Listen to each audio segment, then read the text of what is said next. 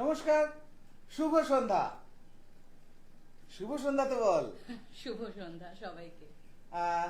আজ আমাদের সাথে এমন একজন গেস্ট আছে, অনেক পরিচিত, অনেক দিন ধরে পরিচিত।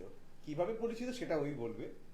আলাপ করাচ্ছি বর্ণালী দাশগুপ্ত, আমাদের দাশগুপ্ত পরিবারের একজন অনেক বড় মানুষ। ওর থেকেই শুনবো সবকিছু।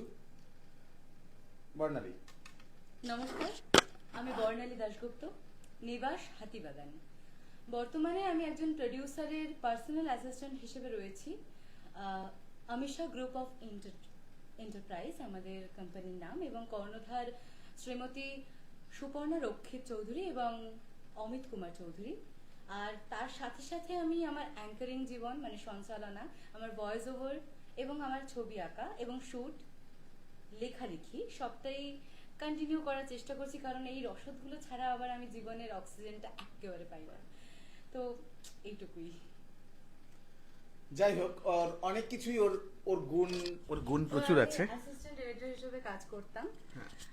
2023-এর বেশিরভাগ সময়টা আমার ঝাড়খণ্ড গভর্নমেন্টের আন্ডারে ফরেস্ট ডিপার্টমেন্টের হয়ে আমরা ডকুমেন্টারি শুট করতাম ডেভেলপমেন্টের ওপর নির্ভর করে। তো সেখানে ছিলাম। তো জঙ্গলে কাটানো দিনগুলো আমি প্রচণ্ড মিস করি। প্রকৃতির সঙ্গে বেঁচে থাকার বা সেখানে নিঃশ্বাস প্রশ্বাস নেওয়ার মধ্যে একটা অদ্ভুত মাধুর্য রয়েছে, যেটা এই কংক্রিটের শহর, মিথ্যের শহর দিতে পারে না। সব থেকে বড় কথা, দারুণ কথা বলে ও, দারুণ কথা বলে, অনেক কিছু শেখার আছে ওর থেকে। যাই হোক, অবশ্যই শিখবো ওর থেকে, কারণ ওই যে ও অ্যাঙ্কারিং প্রফেশনে আছে। আর আমার জীবনের স্বপ্নের মধ্যেই একটা ছিল যে আমি কখনো কোনো প্রোগ্রাম সঞ্চালনা করব, বাট ভগবান এখনো সেই সুযোগ দেয়নি। আর নিজে যে ইভেন্টগুলো করি সেখানে তো সময়ই পাই না। আর নিজের ইভেন্টে কখনো মাইক নিয়ে হাতে কিছু বলাও যায় না। খুব বেশি হলে ওই একটা 5 মিনিটের একটা স্পিচ থাকে আমার, 3 মিনিট। কনসেপ্ট বড় মানুষ যে সবাই আমার স্পিচ শুনবে। তো ওই জন্যই বসন্ত উৎসবে ভীষণ ভিড় হয়, লোকে টিকতে পারে না। আসলে বসন্ত উৎসবের ভিড়ের কারণটা একটা অন্যরকম, ওটা মানুষের আবেগ, ওটা মানুষের ভালোবাসা।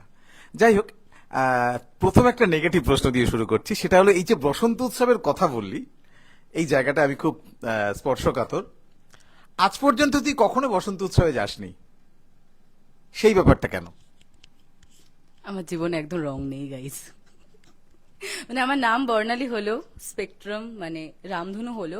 অ্যাকচুয়ালি বিশেষত এটা খুব স্পেশাল একটা দিন। তো মায়ের পায়ে আবির ছুঁইয়ে প্রণাম করে আমার দিনটা শুরু হতো।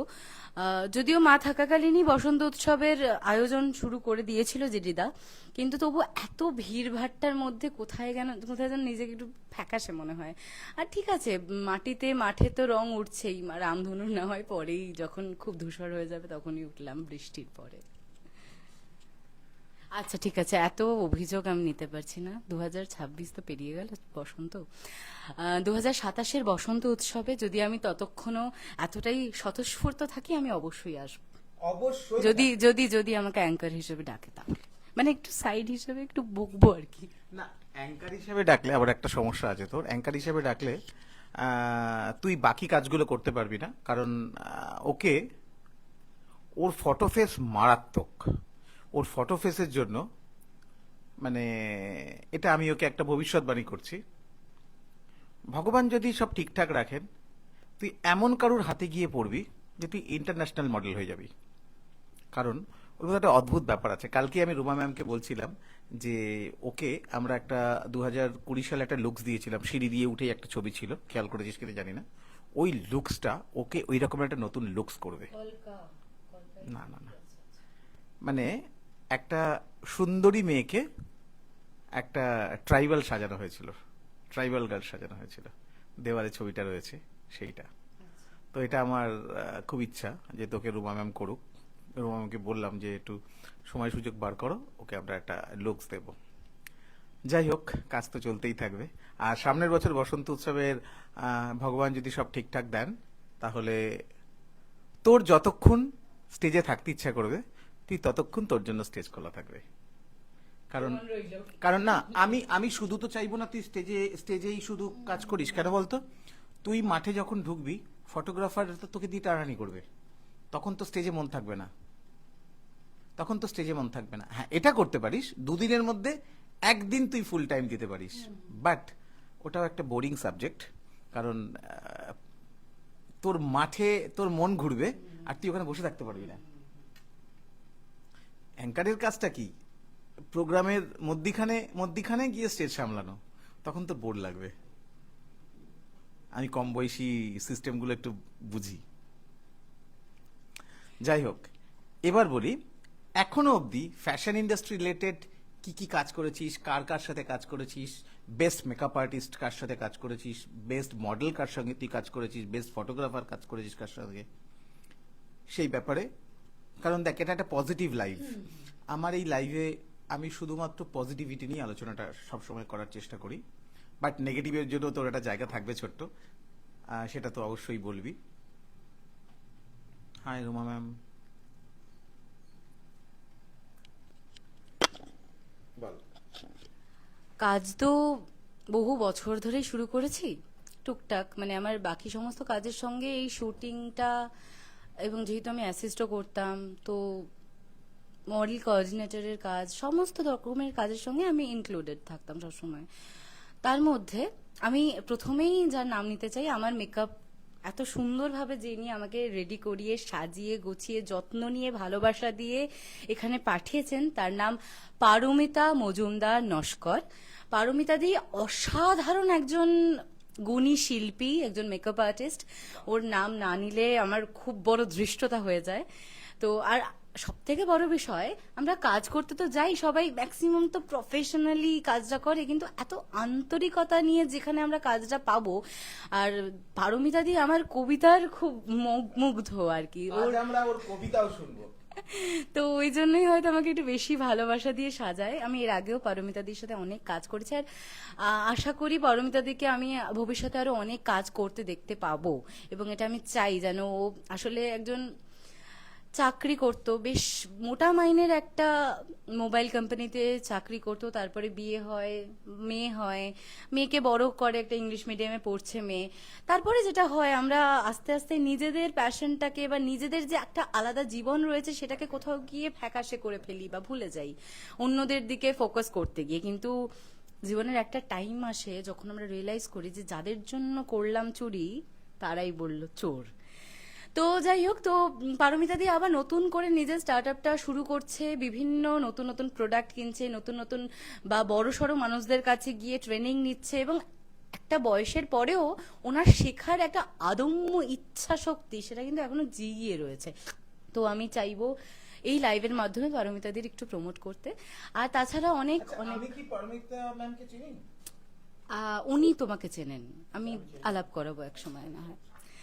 তো আর বিভিন্ন স্টুডিওতে আমি কাজ করেছি, ভালো লেগেছে, অনেক ফটোগ্রাফারদের সাথে কাজ করেছি। যেরকম আমার জীবনের প্রথম ডিএসএলআর এ ছবি তোলা আমার এক বন্ধু, যে যদিও প্রফেশনালি ফটোগ্রাফার নয়, ও শুধু নেচারের ছবি তোলে আর আমার ছবি তোলে, তো আমি খুব ব্লেসড। অনির্বাণ ঘোষ। তারপরে আরো অনেক বন্ধু আছে, জিতাদিত্য আছে, সেনগুপ্ত, প্রত্যুষ আছে, অনেক ত্রিবেদী আছে, আমার খুব কাছের একটা বন্ধু। মানে শুধুমাত্র শুট পারপাসে যদি ফটোগ্রাফার না পাই, আসলে ওকে হায়ার করাটা আমার পক্ষে সম্ভব হয় না মাঝে মাঝে, হাই ডিমান্ড বেড়ে গেছে। তো যখন আমি একদম নিরুপায় হয়ে যাই, ভাই তুই আসবি, ভাই প্লিজ, আমার একটু র্যাপিডোওয়ালাটাও পেয়ে যাই আর কি, আমাকে তুলে নিয়ে বাড়িতেও পৌঁছে দেয়। আর শুধু সেটা নয়, এবং একটা অদ্ভুত ব্যক্তিগত কানেকশনও রয়েছে। যখনই আমার মন খারাপ থাকে বা ওর মাঝখানে একটা বিশাল বড় একটা চুরি হয় ওর বাড়িতে, সমস্ত অনেকের ওর যা যা ছিল, ক্যামেরা লেন্স ফেন্স সব চুরি হয়ে যায়। তো যে কোনো খারাপ সিচুয়েশনে আমরা হয়তো বছর খানেক দেখা হয়নি, কিন্তু আমরা ফোন করি, একে অপরকে নিজেদের প্রবলেমটা শেয়ার করি। পাশে থাকতে পারি কি না পারি সেটা ম্যাটার করে না, কতটা শুনতে পাচ্ছি কোনো জাজমেন্ট না করে, কতটা মন দিয়ে কথাগুলো শুনছি সেটা ম্যাটার করে। তো অনেকও আমার এই ইন্ডাস্ট্রিতে একটা খুব ভালো বন্ধু। এছাড়া অভিষেক শিকদার বলে একজন বন্ধু আছে, অভিষেক বা টিনটিন নামে পরিচিত একজন ডিরেক্টর আছে, তার সাথে আমি অনেক কাজ করেছি, অ্যাসিস্ট করেছি, ওর অনেক প্রজেক্টে স্ক্রিপ্ট লিখেছি। এবং আরেকজন তাজুদা, দেবপ্রতিম দাশগুপ্ত, তার হাত ধরে আমার অ্যাসিস্ট্যান্ট ডিরেক্টর হিসেবে কাজ করার হাতেখড়ি। তো তাজুদা বা দেবপ্রতিমদা না থাকলে আমি হয়তো আজকে হারিয়ে যেতাম, কারণ একটা সময় তো থাকেই, তখন সবে আমার 19-20 বছর বয়স, কোনো হাতে কাজ নেই, সবে সবে গ্র্যাজুয়েশন চলছে বা শেষের দিকে, কিছু একটা দরকার, শুধু আঁকার টিউশনি করিয়ে, আবৃত্তির টিউশনি করিয়ে বা পোর্ট্রেটের অর্ডার নিয়ে ঠিক চলে না। তো ওর মা বাবার কাছেও নিজেদেরকে একটা বুদ্ধির বাচ্চা, তো ওটা করে নিজেকে প্রমাণ করার একটা আদম্য ইচ্ছা। তো তারপরে দেবপ্রতিমদার সাথে আলাপ আমাকে করিয়ে দেন অমিত মুখোপাধ্যায়। এখানে এই মানুষটার নাম না নিলে আবার আমার আমার জীবনে যে ট্যাগটা এখন আমি বহন করি অ্যাসিস্ট্যান্ট, সেটা এই পরিচয়টা আমাকে দিয়েছেন স্যার অমিত মুখোপাধ্যায়। তিনি একজন ডকুমেন্টারি ফিল্ম মেকার।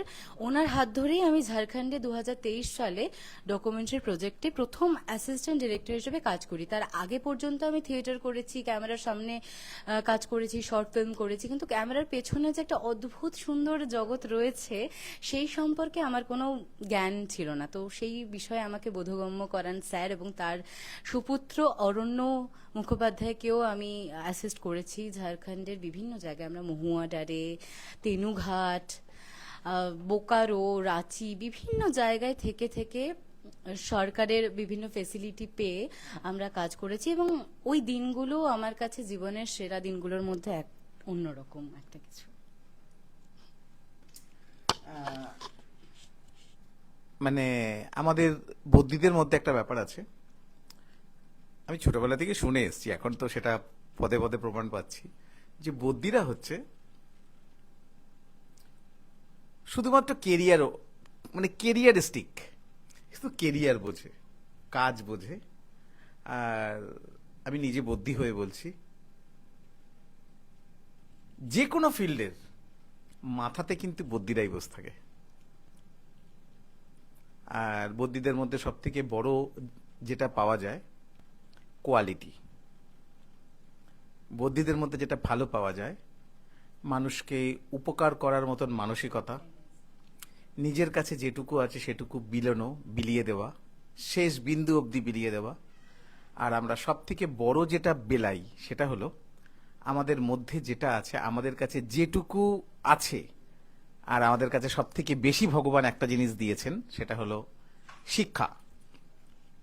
আমাদের বদ্যির ছেলেমেয়েরা বা আমরা বদ্যিরা খুব একটা, মানে আমরা মোটামুটি আমাদের এডুকেশনটা ফার্স্ট।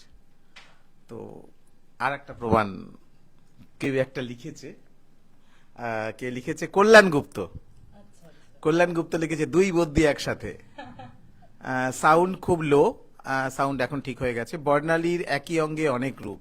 কল্যাণ গুপ্ত লিখেছে, আমাদের বসন্ত উৎসব কিন্তু রংহীন। ইয়েস, রং মানে WRONG, বুঝতে পারলাম। মানে আমাদের বসন্ত উৎসবের যে কথাটা আমরা ইউজ করি, এবারে শুধুই রং, নো রং, অনুস্বার আর কফিটা নেই। আমাকে ডেকো সেই নয়া রূপকে ফ্রেমবন্দি করার জন্য। অবশ্যই থাকবে, তুমি তো আমাদের সাথে কানেক্টেড অলওয়েজ। তো যাই হোক, পৃথা লিখেছে গুড ইভিনিং। পৃথা হচ্ছে আমাদের একজন অ্যাডমিন, যে পৃথিবীর যে কোনো প্রান্ত থেকে বসে আমাদের এই লাইভটাকে শেয়ার করে। অনন্যা পুরকাইত আমাদের একজন মডেল, সুন্দরী মডেল, সে লিখেছে good evening everyone. Good evening Ananya. Kalyan Gupta লিখেছে, তাজুদার বাবা একজন বিখ্যাত মানুষ, সুরকার দেবাশিস দাশগুপ্ত। এবং তাজুদার এই থিয়েটার জগতে হাতে খড়িও ওনারই হাত ধরে, যতদূর শুনেছি। ছোটবেলা থেকে একেবারে থিয়েটার এবং বিদ্রোহ দুটোই একসঙ্গে নিজের রক্তে, নিজের রন্ধ্রে। এবং তাজুদাও দাশগুপ্ত, দেবপ্রতিম দাশগুপ্ত, উনি ছোটবেলা থেকেই তাই এই জগতের সঙ্গে খুব ওতপ্রোতভাবে জড়িত, এবং খুবই একটা ধূসর জগতের দিকে তিনি এগিয়ে যাচ্ছিলেন একটা সময় ডিপ্রেশনের জন্য। কিন্তু সেই জগৎ থেকেও ফিরে এসেছে এই রঙিন দুনিয়ায়, সেই হয়তো বাবার পুরনো শিক্ষা নিজের মনে আবার রেকগনাইজ করেই। তোকে কেমন লাগছে একবার দেখে নে, ফুল স্ক্রিন দেখ। আর আমাকে তো খুব ভালো লাগছে, অদ্ভুত একটা লাগছে, ঝুটি বাবা। আমি এখন ঝুটি বাবা হয়ে গেছি। আসলে চুলটা দাড়িটা কাটবো একটা নির্দিষ্ট সময়, সেটার জন্য অপেক্ষা করছি। পাজি দেখে। পাজি দেখে ঠিক না, আমার কাছে আমার 3টে মানত আছে, আচ্ছা। সেই মানতটা কমপ্লিট করে, আমি জানি। 3টে মানত আছে, সেই 3টে মানতকে কমপ্লিট করব, তবে ভগবান আজ তো 100%। যাই হোক, এবার কল্যাণদা লিখেছে, কল্যাণ গুপ্ত লিখেছে, বদ্যিদের সব থেকে বড় গুণ হলো তার মেধা। Yes, yes. যাই হোক, এবার বল একটা কথা, জল খেতে হয় আগে, কি শিখিয়েছি, খেয়েছিস? আমি প্রচুর জল খাই। বাহ।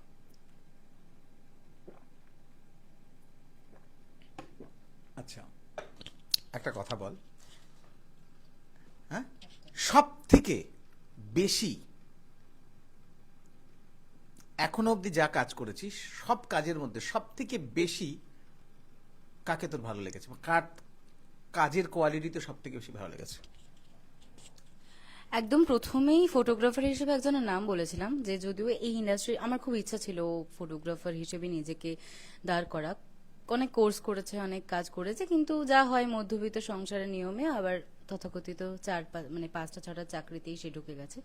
অনির্বাণ ঘোষ, ওর ফটো ফ্রেম সেন্স এত ভালো। আমি ভিডিওগ্রাফির কথা বলবো না বা সিনেমাটোগ্রাফির জ্ঞান যেহেতু ওর এক্সপিরিয়েন্স নেই আমি বলছি না, বাট স্টিল ওর স্টিল ফটোগ্রাফির সেন্স, ওর ফ্রেম সেন্স, ওর মধ্যে যে মানবিকতা আছে, ওর মধ্যে যেটুকু অন্যরকম একটা দৃষ্টিভঙ্গি আছে, সেটা যেভাবে ও ফুটিয়ে তোলে একদম নর্মাল, কোনো উইদাউট থিমেও আপনাকে কাজ করতে হবে না, ও অদ্ভুতভাবে আপনাকে পোট্রে করবে।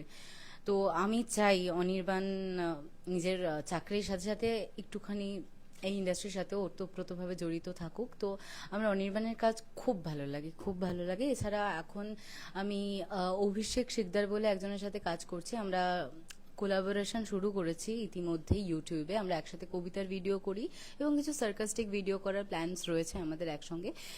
ও লেখালেখি করে, পুলিশ ফাইলস, আমি জানি না নামটা নেওয়া উচিত কিনা, তো আকাশ আটের বিভিন্ন সিরিজে ও অভিনয় করে এবং এখন নিজে ইন্ডিপেন্ডেন্টলি নিজের চ্যানেল কাজ করছে, ব্রডকাস্ট করে, রিলস বানায়, আরো অনেক জায়গায়ও কাজ করে, অনেক পুরনো, অনেক বছর ধরেই ও কাজ করছে, আমার থেকে বেশ খানিকটা সিনিয়র।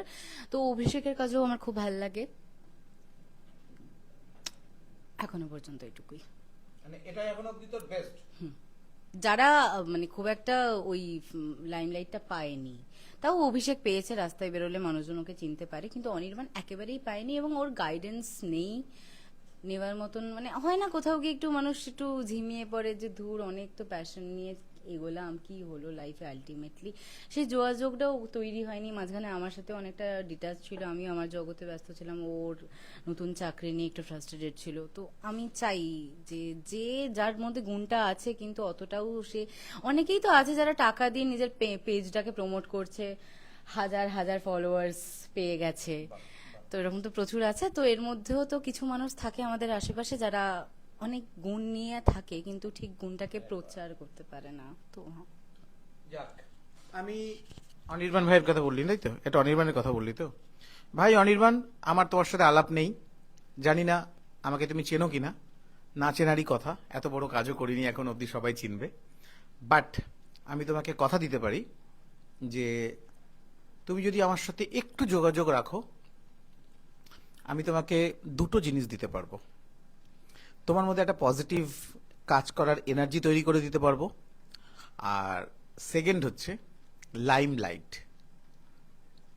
ভগবানের দেওয়া একটা বিশেষ গুণ ভগবান আমাকে দিয়েছেন,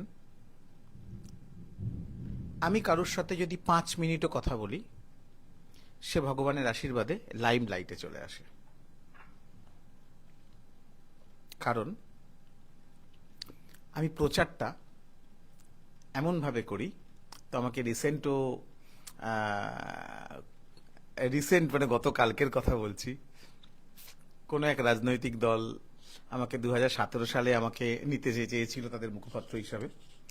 কালকে তারা আমাকে ব্লাইন্ড অফার করেছে তাদের সাথে ফুল টাইম করার জন্য। বা বলিস না এখন, বা বলিস না, আমার উপরে অনেক দায়িত্ব রয়েছে। দেখ, রাজনীতিতে যাওয়াটা জগৎকে দেখা, তাই তো? আমার জগতের থেকেও বেশি ভালোবাসা আমার আটকে রয়েছে ফ্যাশন ইন্ডাস্ট্রিতে, এদেরকে দেখার জন্য কেউ নেই। আমার 24 ঘন্টার মধ্যে 18 ঘন্টা আমি কাজ করি। 18 ঘন্টার মধ্যে 8 ঘন্টা আমাকে এই প্রফেশনটাকে সময় দিতে হয়। সুতরাং আমি এইটুকুনি বলছি, আমি ভাই তোমাকে লাইমলাইট কাজের একটা জগৎ তৈরি করে দেবো, যার জন্য আমায় তোমাকে কখনো কোনো দিন কোনো পয়সা দিতে হবে না, নামও করতে হবে না। শুধু তুমি কাজ করবে, তোমার কাজ আমি দূর থেকে বসে দেখব আর ফুটেজ খাবো যে বাহ হেভি কাজ করছে। আমার এইটাই ভালো লাগে। ও বড়নগরেরই ছেলে, তাই ব্যানার্জি পাড়া। এই তোমার পাশে ব্যানার্জি করা। অনন্যা পুরকাইত লিখেছে, দাদা ভাই তোমার শাসন সব জায়গায়, জল খা আগে। কি কি শিখিয়েছি আমি, বললাম না, জল খেলে 53 বছর বয়সেও টান টান হয়ে বসে থাকা যায়। ত্বকের যত্ন নিন।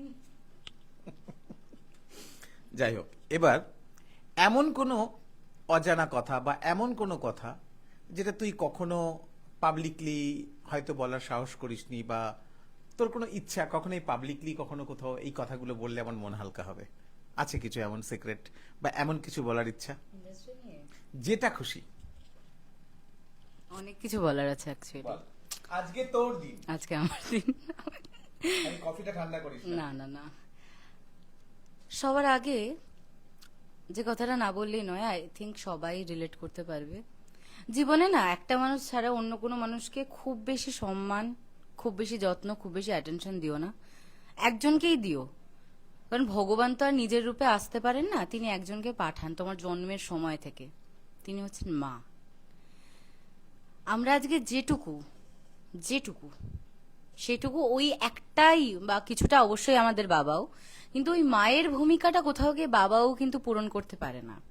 তো নিজেদের মাকে সবসময় নিজের সম্মানের বা জীবনের হাইলাইটের একদম ঊর্ধ্বে রাখবে, তাহলে দেখবে জীবনে তোমাকে আর পিছন ফিরে তাকাতে হচ্ছে না, বা কোনো মন্দির মসজিদ গির্জাতে গিয়ে মাথা ঠুকতে হচ্ছে না ভগবান আমাকে এটা পাইয়ে দাও।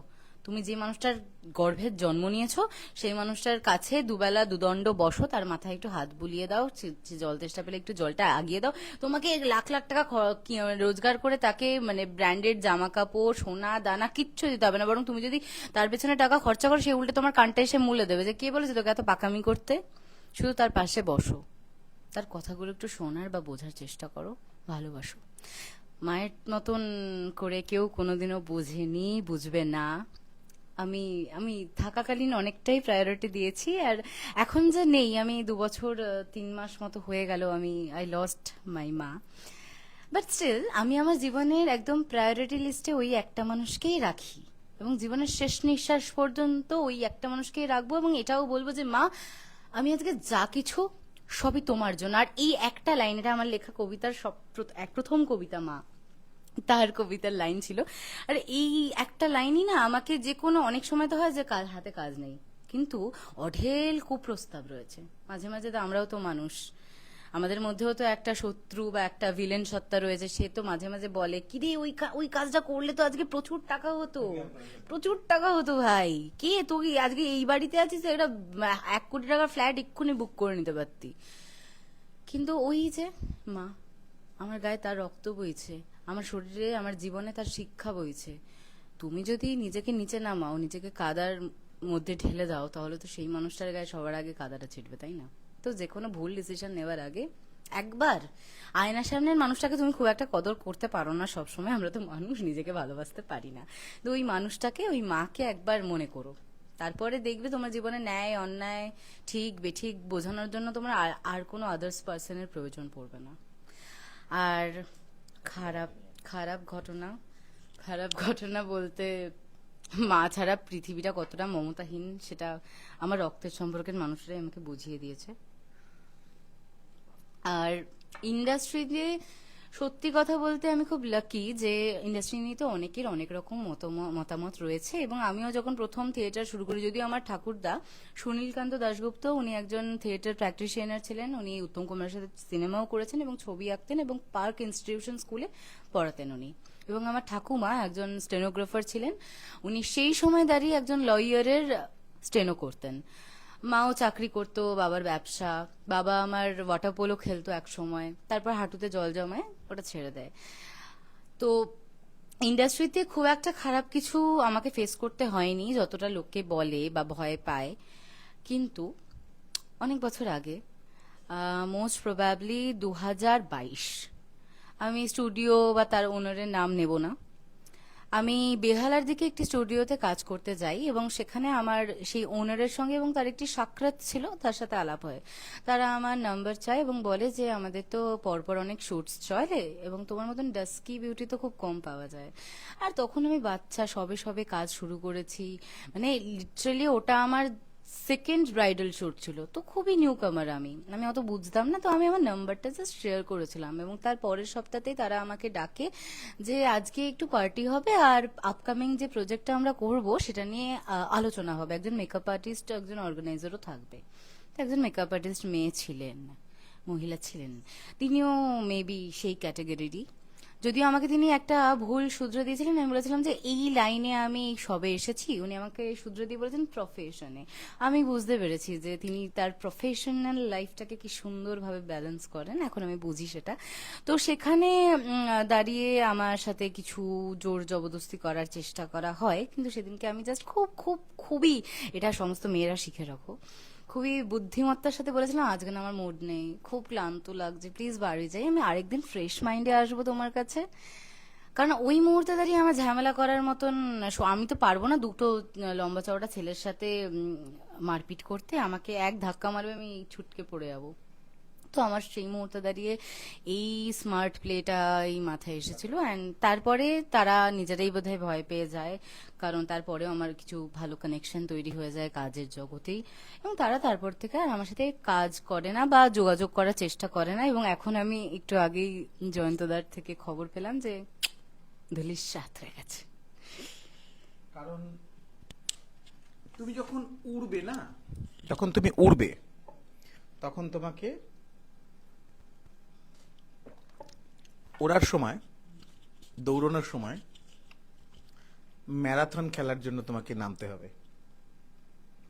যারা 100 মিটার হার্ডেল রেস 100 মিটারের জন্য জন্ম নেয়, তারা একটা নির্দিষ্ট সময় অবধি কাজ করতে পারে।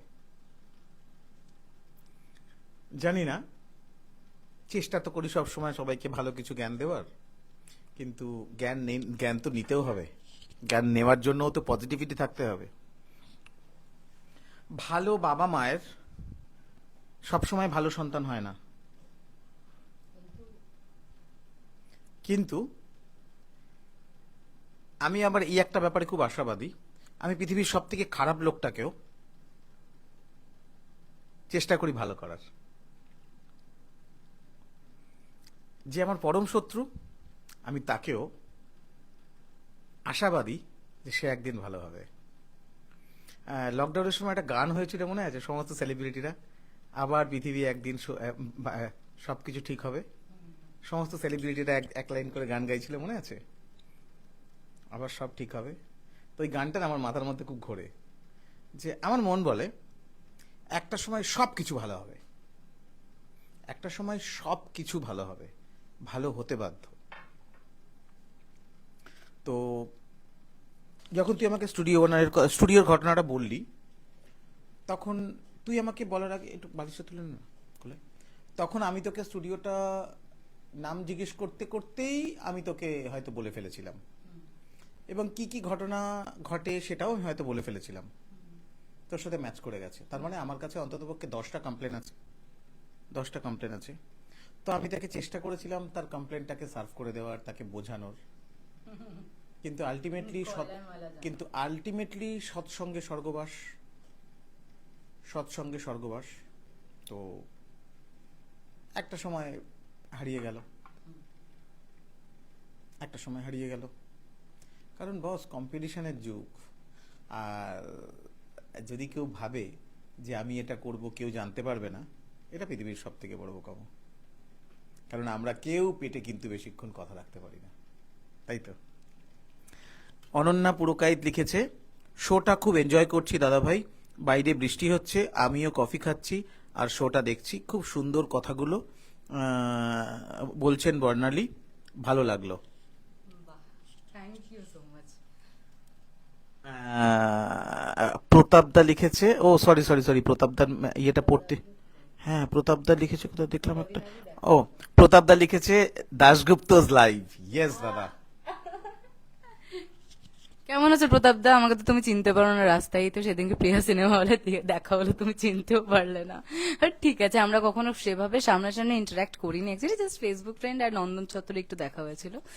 আর আমাকে মেকআপ আর্টিস্ট, ফটোগ্রাফার এসব নিয়ে কথা বলতে বলা হয়েছিল, তখন আমি মডেলটা মিস করে গেছি। আমার খুব প্রিয় একজন মডেল বা অভিনেত্রী রয়েছে, সঞ্চালী কাউসে, এবং ও যখন যে শোগুলো করতে পারে না, সেগুলো আমাকে দিয়ে দিত এক সময়। তো আমি খুবই থ্যাঙ্কফুল। সায়ন্তিকা ঘোষ আমার খুব কাছের একটা বান্ধবী, তার কাছে ও আজকে খুব চমকে গেছে আমার স্টোরি দেখে, যে আমি আজকে কফি উইথ জেডিতে আসছি, যে তুই জেডিদার সাথে।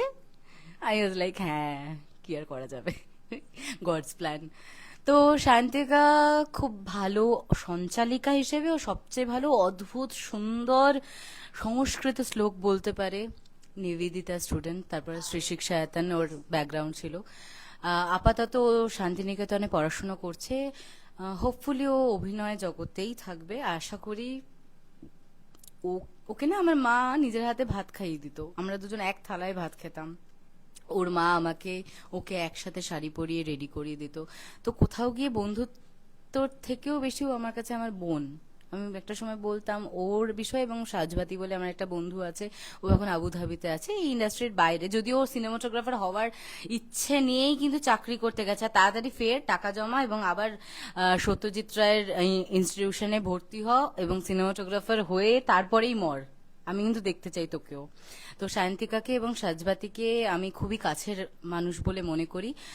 ওরা দুজনেই কেউ সিনেমাটোগ্রাফার হবে, কেউ অভিনেত্রী হবে, এবং ওরা যেন নিজেদের জীবনে প্রোগ্রেস হয়, কারণ প্রোগ্রেসফুল করে। বিশেষ করে সাজবাতি খুবই খুবই নিম্ন মধ্যবিত্ত বাড়ি থেকে বিলং করা একটি মেয়ে। ও এখন আমার থেকেও ছোট, 2003 বলে আমরা খ্যাপাই ওকে।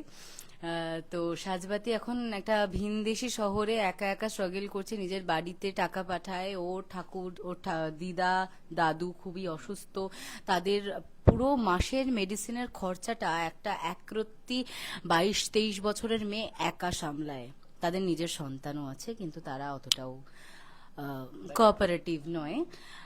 এই শব্দটাই ব্যবহার করলাম। আর যাই হোক, সাজবাতি ভীষণই কাইন্ড আর গুড হার্টেড একজন পার্সন, এবং ওর লেখা কবিতা সবগুলো ভালো নয়, কিন্তু এক একটা যা আগুন ওর হাত থেকে বেরায়। এখন যদিও এখন রোজই বিভিন্ন বিদেশিদের সাথে ইন্টারাক্ট করতে করতে বাংলাটা প্রায় ভুলতে বসেছে, বেশিরভাগ সময় হিন্দিতে কথা বলে আর বলে আরে বাপরে। তো রঙও বদলে ফেলেছে, বাই দ্য ওয়ে, পলিটিক্যাল কথাবার্তা আমরা রোজ country change, mind change. Exactly, আমাদের রোজ ঝগড়া হয় এই একটা বিষয় নিয়ে। আমরা একে অপরকে টাইম দিতে পারি না পারি, যখনই ভোট আসে আমরা ঝগড়া করি, সবুজ গেরুয়া লাল সব নিয়ে। তো যাই হোক, সায়ন্তিকা এবং সাজবাতি দুজনেরই প্রোগ্রেস আমি কামনা করি। আর একটা প্রশ্ন, সেটা হলো যেটা আমি সবাইকে জিজ্ঞেস করি, আমার সাথে তোর কিভাবে আলাপ? একদম বলবি শুরু থেকে।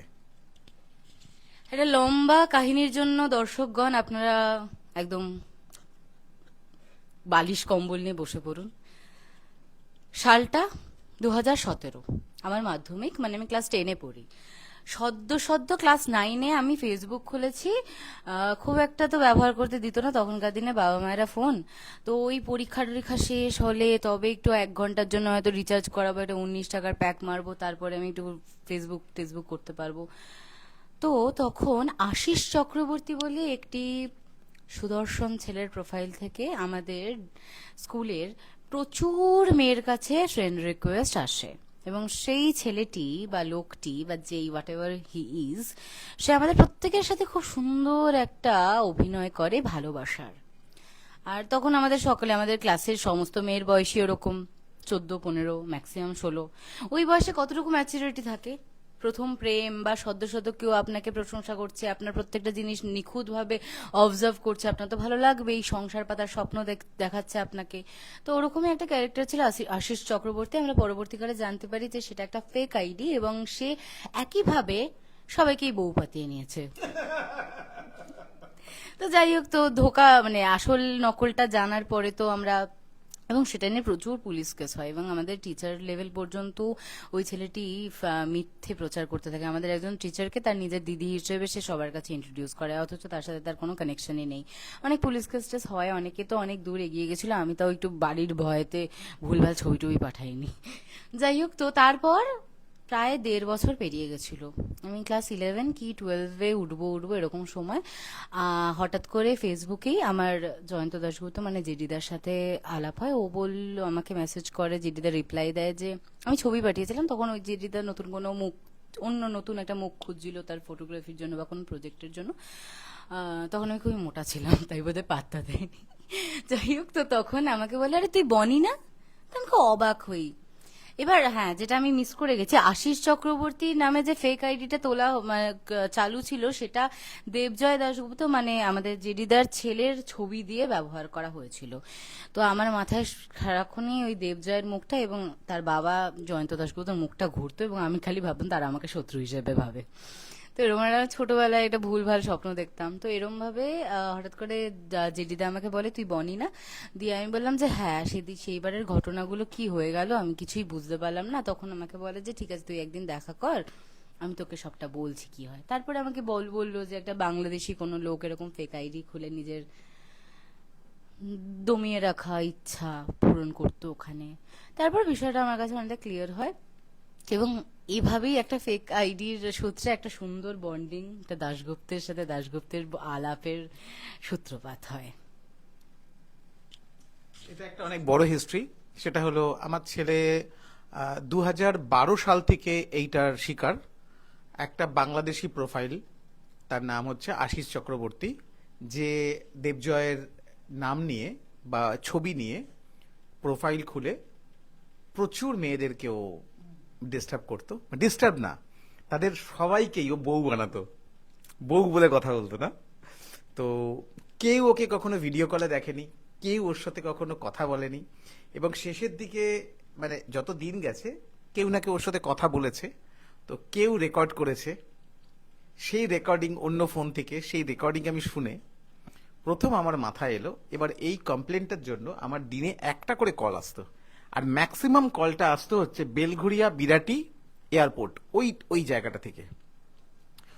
অবশেষে মানে এরকম ছিল, আমার বোনের, আমরা বরাবরই খুব সোশ্যাল মিডিয়াটাকে খুব আমরা সম্মান করি, কারণ আমার যে বন্ধু বান্ধবের সার্কেলটা সারা পৃথিবীতে ছড়িয়ে আছে। তো সোশ্যাল মিডিয়াতে এখন দেখানো শুরু হয়েছে, আমরা সোশ্যাল মিডিয়াতে দেখাচ্ছি, মানে আমরা মানে প্রথম প্রোফাইল আমাদের 2005 সালে, যখন কেউ জানতোই না, তখন কেউ জানতো না ফেসবুক, তখন অর্কুট ছিল, অর্কুট। তো ইভেন আমি যে প্রোফাইলটা এখন ব্যবহার করছি সেটা 2018 সালে, আর যেটা আমার ইংলিশ প্রোফাইল যেটার সঙ্গে তুই ছিলিস ওটা 2009 সালে খোলা, ওটা সরি ওটাই হচ্ছে 2005 সালের প্রোফাইলটা। তো আমরা আমাদের বাড়িতে যে কোনো অকেশন হতো, সে অকেশনের ছবিগুলো 30টা করে ছবি ঝপঝপ ঝপঝপ করে আপলোড হয়ে যেত। সারা জীবনই আমরা অ্যান্ড্রয়েড, মানে প্রথম দিন থেকে আমরা অ্যান্ড্রয়েড ইউজ করি, এবং আমাদের বাড়িতে তো সারা বছরই কিছু না কিছু হচ্ছে, সারা বছরই আমাদের কিছু না কিছু অকেশন লেগে আছে। লাইভ, যবে থেকে ফেসবুকে লাইভ শুরু হয়েছে, মানে আমাদের আগে মনে হয় কেউ লাইভ ব্যবহার করেনি, লোকে ভাবতেই পারতো না লাইভ ব্যাপারটা। যখন লাইভ আসেনি তখনও আমরা ভিডিও রেকর্ড করে আপলোড করতাম, এখনো সেসবগুলো আছে, এই হার্ড ডিস্ক দেখলে বুঝতে পারবি এত ডেটা আছে। তো সেইখান থেকে সব থেকে হাসির ঘটনা ছিল, আমার বোনের বিয়ে হচ্ছে, আমার বোনের প্রতিটা 30 মিনিট অন্তর অন্তর ছবি আপলোড হচ্ছে, সেই ছেলেটা ইনস্ট্যান্ট সেখান থেকে ডাউনলোড করে আবার আপলোড করে বলছে, আজকে আমার পিসির বিয়া, আজকে আমার পিসির বিয়া। তো এই করতে করতে করতে করতে মানে আমরা পাজেলড হয়ে গেছিলাম, পাজেলড। হঠাৎ করে একদিন একটা মেয়ে আমাকে ফোন করে, আমার মিসেসকে ফোন করেছিল, আমার মিসেস ধরতে পারেনি। তো কোথাও কোথায় বেরোচ্ছিলাম তখন, আমরা মনে হয় তখন কেরালা ফেরালা কোথায় যাচ্ছিলাম বেড়াতে। সে একটা মেসেজ করে এত বড়, সেই মেসেজটায় লেখে যে আপনারা বড় লোক, আপনারা গরিব মানুষদের সাথে খেলছেন, আপনার ছেলেকে আমি অভিশাপ করছি, আপনার ছেলের কোনোদিন এটা হবে না, ওটা হবে না, what ever it may be. তো আমরা একটা জায়গায় বেরোচ্ছি, মুড অফ হয়ে গেছে। গাড়িতে উঠেই আমরা ছেলেটাকে ফোন করলাম, মেয়েটাকে ফোন করলাম। মেয়েটাকে ফোন করার পরে বললাম যে তুই থাকিস কোথায়? বলছে আমি বেদিয়াপাড়ায় থাকি, সিথির মোড় বেদিয়াপাড়া, 30 বাস স্ট্যান্ড। না বলছি, নামটা ভুলে গেছি, আছে ফেসবুকে। তো আমি তখন তাকে বললাম যে তুই আমার সঙ্গে দেখা কর। না, আমরা কেরালায় সেদিনকে যেতাম না, কেরালায় যাবো তার পরের দিন। সেই দিনকে আমাদের কেরালার জন্য কিছু ওই গজকুমার ব্রাদার্সে যাচ্ছিলাম কিছু জিনিসপত্র কিনতে, ওই ঠান্ডার জিনিসপত্র কিনতে। তো আমি আমার মিসেসকে ছেড়ে দিলাম, না তোমরা চলে যাও, আমি সিথির মোড়ে দাঁড়িয়ে রইলাম। মেয়েটা আমার সাথে এলো। মেয়েটা আসার পরে মেয়েটাকে বললাম, এটা হচ্ছে 2014 সাল কি 14-15 সালের ঘটনা। তখন দেবজয়ের বয়স 11 বছর কম, মানে এখন দেবজয় 28, তখন দেবজয় 17+। তখন আমি বললাম তুই যার সাথে কথা বল, আমি ওকে, ওর যাই হোক এই হিস্ট্রি বলতে গেলে ওর লাইভ হবে না। তো সেইখানে ওই ঘটনাটাকে থেকে আমি প্রথম রিকভার করি এবং সেই মেয়েটার ফোন থেকে আমি উদ্ধার করি। যেহেতু মেয়েটার মানে ফেসবুক আইডিটা ওই ছেলেটা ওর ফোন থেকে খুলেছিল, সেই তো ফেসবুকের মধ্যে একটা অপশন আছে কোথা থেকে অপারেট করছে। ওই আমাদের ফার্স্ট লিড, ওইখান থেকেই আমরা জানতে পারি যে ওটা বাংলাদেশের রাজশাহী বলে একটা জায়গা থেকে অপারেটটা হতো। যাই হোক, আস্তে আস্তে আস্তে আস্তে এই করতে করতে দেবজয়ের যখন মাধ্যমিক, তখন দেবজয়ের ও তো ক্রিকেট খেলে জানিস, রাঁচিতে আমাদের খেলা চলছে, তখন লালবাজার থেকে ফোন করলো। ফোন করে বলছে এক্ষুনি লালবাজারে আসুন, এক্ষুনি লালবাজারে আসুন। তারপর আমরা লালবাজারে 4 দিন পর গেলাম। আমি তো ফেস করলাম। আমি বললাম আপনারা আমাদেরকে ডাকছেন, বেকার ডাকছেন, সেটা আপনারাও জানেন, কারণ আপনারা তো আমাদের সম্বন্ধে সমস্ত খোঁজ খবর নিয়েই তবে ফোনটা করেছেন। বলছে কোনো ভয় নেই, আপনি চলে আসুন। আমি বললাম দেখুন আমরা এখন এই লোকেশনে আছি, এই লোকেশনে ওনারা ল্যান্ড ফোন থেকে ফোন করেছিল, আমি ফোন নাম্বার নিয়ে লোকেশন পাঠালাম, এলাম রাঁচি স্টেডিয়ামে, আমার ছেলে এখন ক্রিকেট খেলছে। আর তার পরের দিন হচ্ছে 9th মে, আমার ছেলের জন্মদিন। তাই আমি বললাম কালকে আমার ছেলের জন্মদিন, কালকে আমরা এখান থেকে 8টায় ট্রেন ধরবো, পরশু দিন আমরা নামবো। গেলাম লালবাজারে, যাওয়ার পর মানে কোনো একজন নেতার শালির সাথে সেম ঘটনা তোদের। সে এবার ওই আশিস চক্রবর্তীর ছবি নিয়ে আমার ছেলের মুখ নিয়ে সে এতটাই গদগদ হয়ে গেছে, সে অনেক কিছু ছবি টবি পাঠিয়ে দিয়েছে। এবার সেইটা নিয়ে সে আরো ডিমান্ড করছে, সে অনেক বড় ঘটনা। যাই হোক, তারপরে আমরা লাইভ করি, আমরা এইখানে দাঁড়িয়ে একটা লাইভ করি। সেই লাইভ করা, পুলিশের কাছে দৌড়দৌড়ি করা, প্রচুর কিছু করেছি। যাই হোক, মোটামুটি 2020-21-এর পর থেকে ব্যাপারটা একটু থেমেছে। কিছু না হলেও 100 মেয়ে আমার সাথে কানেক্টেড ছিল।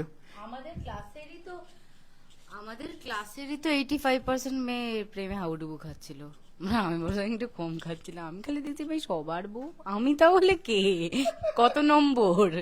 তো যাই হোক, এটাই আমার পুরো ঘটনাটা আমাদের বলার একটাই উদ্দেশ্য যে আপনারা প্লিজ একটু অ্যাওয়্যার থাকুন, কারণ আমার এরকম তো হয় যে চেনা পরিচিতদের, ইনফ্যাক্ট আপনার ছবি নিয়েও তো কেউ এখন ফেক আইডি খুলে নিতেই পারে। আমি বলছি না প্রোফাইল লক করে রাখো, এটা ব্যাপারটা খুবই আনপ্রফেশনাল দেখায়, কিন্তু যতটুকু সম্ভব নিজের সেফটি নিজের কাছে, এবং বিশ্বাস করার ক্ষেত্রে এটা তো আপনার নিজের হাতে আছে নাকি, তো যাকে তাকে বিশ্বাস করবেন না। সব থেকে বড় জিনিস এটা যে আমি কাউকে দেখলাম না, শুনলাম না, জানলাম না। আসলে মেয়েদেরও দোষ নেই, বাচ্চা বাচ্চা মেয়ে, তারা দেখতে পাচ্ছে এবার একটা সুন্দর বাবা, এবার একটা সুন্দর মা, বাড়িতে দুর্গাপুজো হচ্ছে, বাড়িতে কালী পুজো হচ্ছে, জন্মদিন হচ্ছে, বাড়িতে একটা বিশাল ব্যাপার, এখানে ঘুরতে যাচ্ছে, ওখানে ঘুরতে, সব মেয়েদেরই মনে হয় যে আমি যদি এরকম একটা পরিবার পেতাম। এটা নর্মাল। বাট আমার ছেলের কথা বলছি, ও এতটাই ইনোসেন্ট যে লালবাজারে যখন ওকে দেখে কথা বলছে তখন তারাই হাসছে। ওকে জিজ্ঞেস করেছিল তুমি সোশ্যাল মিডিয়া কি কি করো, তখন ওই অনেকগুলো সে উইচ্যাট অনেকগুলো ছিল, সবকিছু নাম বলতে শুরু করে দিয়েছে। যাই হোক, আলটিমেটলি সেই জায়গাটা থেকেই আমাদের আলাপ, আর সেই আলাপ আজকের ডেটে আমরা সামনাসামনি বসে আছি কফি উইথ জেডিতে। যাই হোক, আমাদের কিভাবে আলাপ সেটা আমরা সবাই দেখতে পেয়ে গেছে। কল্যাণ গুপ্ত একটা ডিমান্ড করেছে তোর থেকে, একটা আঞ্চলিক কবিতা শোনা যাবে? কবিতার জন্য তোর কাছে একটা সময় থাকবে, আগে কথা শেষ করে নি। বিশ্বজিৎ সামন্ত লিখেছে, গুড ইভিনিং দাদা। গুড ইভিনিং বিশ্বজিৎ, কেমন আছো দাদা? খুব ভালো আছি। Koel Manna, good evening. Good evening Koel. Santanu Sengupta দেখছে, সেনগুপ্ত দাশগুপ্ত দেখলেই কেমন একটা মনে হয় যেন পরিবার পরিবার ব্যাপার। যাই হোক, এবার বল, এখনো অব্দি ফ্যাশন ইন্ডাস্ট্রি রিলেটেড সব থেকে গুড মোমেন্টস তোর কাছে কি? সব থেকে গুড মোমেন্টস? আমার নিজের ব্যক্তিগতভাবে নেই, কিন্তু আমার যে বান্ধবী শান্তিকার কথা বলছিলাম, ও ডাবর গুলাবারির তখন জয়স্মিতাও ডাবর গুলাবারিতে পার্টিসিপেট করেছিল। তো ওর সাথেই মানে জয়স্মিতা এবং শান্তিকা একসাথে পার্টিসিপেট করেছিল এবং ওরা টপ 10 রানার্স আপের মধ্যেই ছিল। তো ওদের আমাদের রক্সিতে সম্ভবত বা পার্দা পার্কে একটা পার্কে একটা বেশ ভালো মতন একটা সেলিব্রেশনের আয়োজন হয়েছিল। খুব সুন্দর একটা পিঙ্ক কালারের ড্রেস পরিয়েছিল সবাই। তো ওইখানে অতটা পর্যন্ত আমার বেস্ট ফ্রেন্ড পৌঁছেছিল, এটা আমার কাছে ওকে যতটা অনেকটা তুলে দিয়েছিল আমার ভেতরে, সেরকম ওই সংস্থাটাকে বা ওই যে অর্গানাইজেশন, কারণ সব যে ফেক হয়, সব যে শুধুমাত্র এই টাকা গ্র্যাব করার জন্যই এই ধরনের অনুষ্ঠান আয়োজন করে তা তো নয়। কিছু কিছু নামি ব্র্যান্ডের সাথে কাজ করলে তো আপনার নিজেরও প্রোফাইলটার বেশ ভালো একটা শাইন হয়। আর নিজের খুব কাছের কোনো মানুষ যখন সেখানে পার্টিসিপেট করে, একটু এগিয়ে যায়, করবে তো বুকটা ফুলে ওঠেই। তো অ্যাকচুয়ালি 15 That's like বুদ্ধিস এটাই বুদ্ধিদের সব থেকে বড় কাজ। আমরা উল্টো দিকের মানুষের খুশি দেখে খুশি হই, তাই তো? এবং 15ই জানুয়ারি ওই অনুষ্ঠানটা হওয়ার কথা ছিল, গ্র্যান্ড সেলিব্রেশনটা বা ফাইনালটা। সেদিনকে প্রত্যেকটা পার্টিসিপেট যারা 10 জনের মধ্যে ছিল কিংবা 5 জনের মধ্যে ছিল, তাদের সাথে একজন করে অ্যালাউ করা হয়েছিল সেই দিনকে। সায়ন্তিকার ইচ্ছে ছিল আমি সেদিন যাব, কিন্তু ডেটটা ছিল 15th জানুয়ারি, যেদিনকে আই লস্ট মাই লাইফ, মানে যেদিন মা চলে যায়। তো আমি সেদিনকে উপস্থিত হতে পারিনি এবং তারপর ও স্টেজে দাঁড়িয়ে আমার মাকে রেকগনাইজ করেছিল, এটা আমার কাছে খুব বড় একটা পাওনা। তো এই ফ্যাশন শোটা সত্যিই খুবই ভালো এবং প্রত্যেক বছর হয়। অনেক অনেক উঠতি মানুষকে, মেয়েদেরকে বা ছেলেদেরকে আমরা দেখতে পাই, নতুন নতুন ফেস খুঁজে পাই আমরা, আমাদেরও ভালো লাগে, তাদেরও ভালো লাগে। আর সব থেকে বড় এই অনুষ্ঠানগুলো যেটা দেয় সেটা হচ্ছে কি, যারা আমরা ভাবি যে অভিনয় করে বা মডেলিং করে বা ফটোগ্রাফি মেকআপ এসব করে আলটিমেটলি পেটে ভাতটা জুটবে না, তাদের চোখে একটা ভালো করে আঙুল তুলে দেখিয়ে দেয় যে ভাই দেখ, এই জায়গায় আসতে গেলেও কিন্তু পোটেনশিয়ালিটিটা লাগে। যেমন আমার মেয়ে, ও পুরোটাই জানে যে জয়স্মিতা ওই ইভেন্টটাতে অডিশন দেয়, 1250 জন ওখানে টোটাল পার্টিসিপেন্ট ছিল, সেখান থেকে ওরা 125 জনকে নিয়েছিল। 125 জনের থেকে ফাইনাল রাউন্ডে মানে তারপরে আবার আর একটা অডিশন হলো, সেখানে 100 জনকে নিল। 100 জন থেকে নিল বেস্ট 25কে। এবং যখন এইসব ঘটনাগুলো ঘটছিল তখন আমার মেয়ে, মানে এটা 3 বছর আগের ঘটনা, মনে হয় 2022 সাল, 22 না না 2024 না, তাহলে সেই বছর না, আমার মেয়ে যে বছর উইনার হয়েছে সেটা হলো 2022-এর শেষের দিকে। না না 2023 এর শেষে ও উইনার, ও তো দুবার হ্যাঁ, আচ্ছা সরি, আমার মেয়ে যেটা ওটার উইনারটা হলো, মানে যেটা ডাবল গোল তো উইনার ছিল না কোনো, না 10 জনকে মেইন যারা লাস্ট নেওয়া হয়েছিল। হ্যাঁ হ্যাঁ, ওটাতে মনে হয় যে একজন বিদেশি একজন নায়িকা, কি নাম জানো? এলিজাবেথ কি জানো? এলিজাবেথ টেলার আর আমার মেয়ে, ওরা পুরো বেঙ্গলের ঘুরে ঘুরে ডাবল গুলাবুড়ির ইয়ে করেছিল, প্রমোশন করেছিল, মনে আছে আমার। সেখান থেকেই জয়স্মিতার প্রচন্ড বড় একটা টার্ন আসে। এখন তো আমরা সবাই জানি যে ও ওর একটা প্রচন্ড বড় টার্ন আসে এবং সেই টার্নটাই বলছি দেখ আমার গায়ে কাটা দিচ্ছে। কাটা দিচ্ছে লিটারালি। তো সেখান থেকেই ওর একটা টার্ন আসে এবং আজকের ডেটে ওর যে পরিচিতিটা, আজকের ডেটে এই যে দুবাই ঘুরে আসা, এই যে সারা পৃথিবী ঘুরছে, আজকের ডেটে মুম্বাইতে ও সেটেল, তো এই সব কিছু ব্যাকগ্রাউন্ড একটা শো না, দুটো শো। তার আগেরটা দেখবি, কালকেই দেখবি ওর ইয়েটা এসেছিল, ভিডিওটা এসেছিল, যেটা সিটি সেন্টার 2-তে, এই সিটি সেন্টার 1-এ মিমি চক্রবর্তীর হাতে, যেটা সেটা হচ্ছে টাইমস অফ ইন্ডিয়ার। ওটাতে আমার মেয়ে উইনার হয়েছিল, এবং ওটাও খুব টাফ ছিল। And আমি যদিও পার্সোনালি জয়স্মিতাকে চিনি না বা পরিচয় বা ইন্টারাকশন হয়নি কখনো, but she is such a talented girl. মানে অনেকে হয় কি ইংলিশ মিডিয়াম ব্যাকগ্রাউন্ড থাকলে দেখতে ভালো হয়ে গেছি, ব্যাস চলো আমি এখন সবকিছু জিতে গেছি। ওর বাংলা উচ্চারণ কখনো শুনে দেখবেন, একবারও মনে হবে না যে ওর সত্যি একটা শুধু ইংলিশ মিডিয়াম ব্যাকগ্রাউন্ড থেকে বিলং করে। অ্যাকচুয়ালি হ্যাঁ, আপব্রিঙ্গিংটা বা শিক্ষা কোথা থেকে, গুরু কোন কার গাইডেন্সের মাধ্যমে বড় হচ্ছে, সেটা তো অনেকটা ম্যাটার করেই। তো জয়স্মিতাকে মানে খুব ভালো একজন বা খুব প্রিয় মডেলদের মধ্যে একজন হিসেবে অবশ্যই ওর নামটা নিতে হয়, অন্তত আমাদের বাংলা ইন্ডাস্ট্রিতে। আর ও এখন সঙ্গীত বাংলায় অ্যাঙ্কারিং করছে, এটা দেখে বিভিন্ন সেলিব্রিটিদেরকে ও হোস্ট করছে, তো সাচ আ প্লেজার অ্যাকচুয়ালি, খুব খুশি আমি।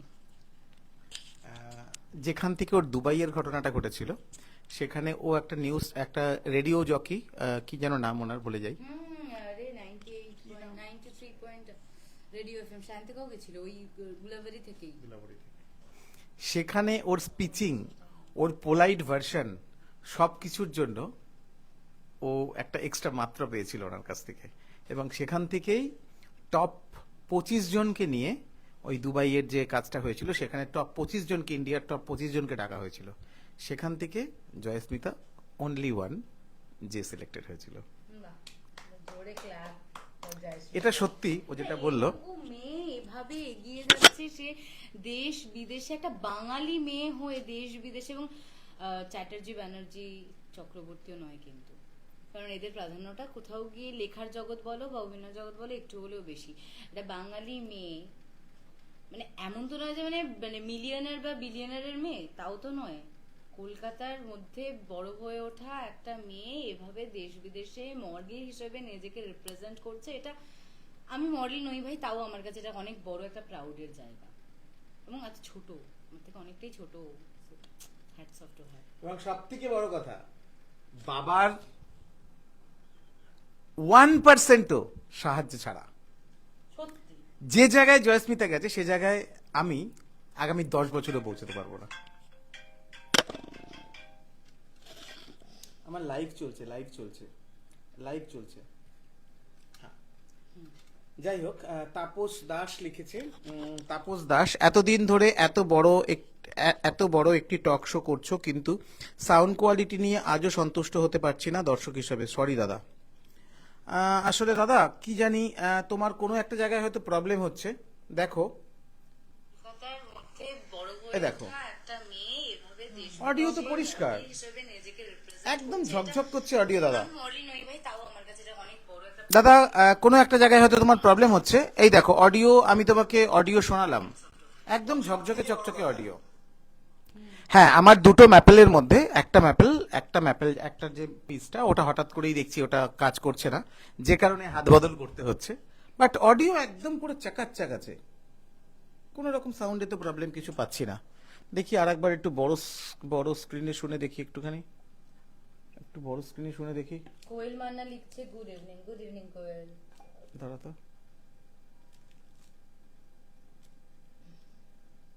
দাঁড় বাবা,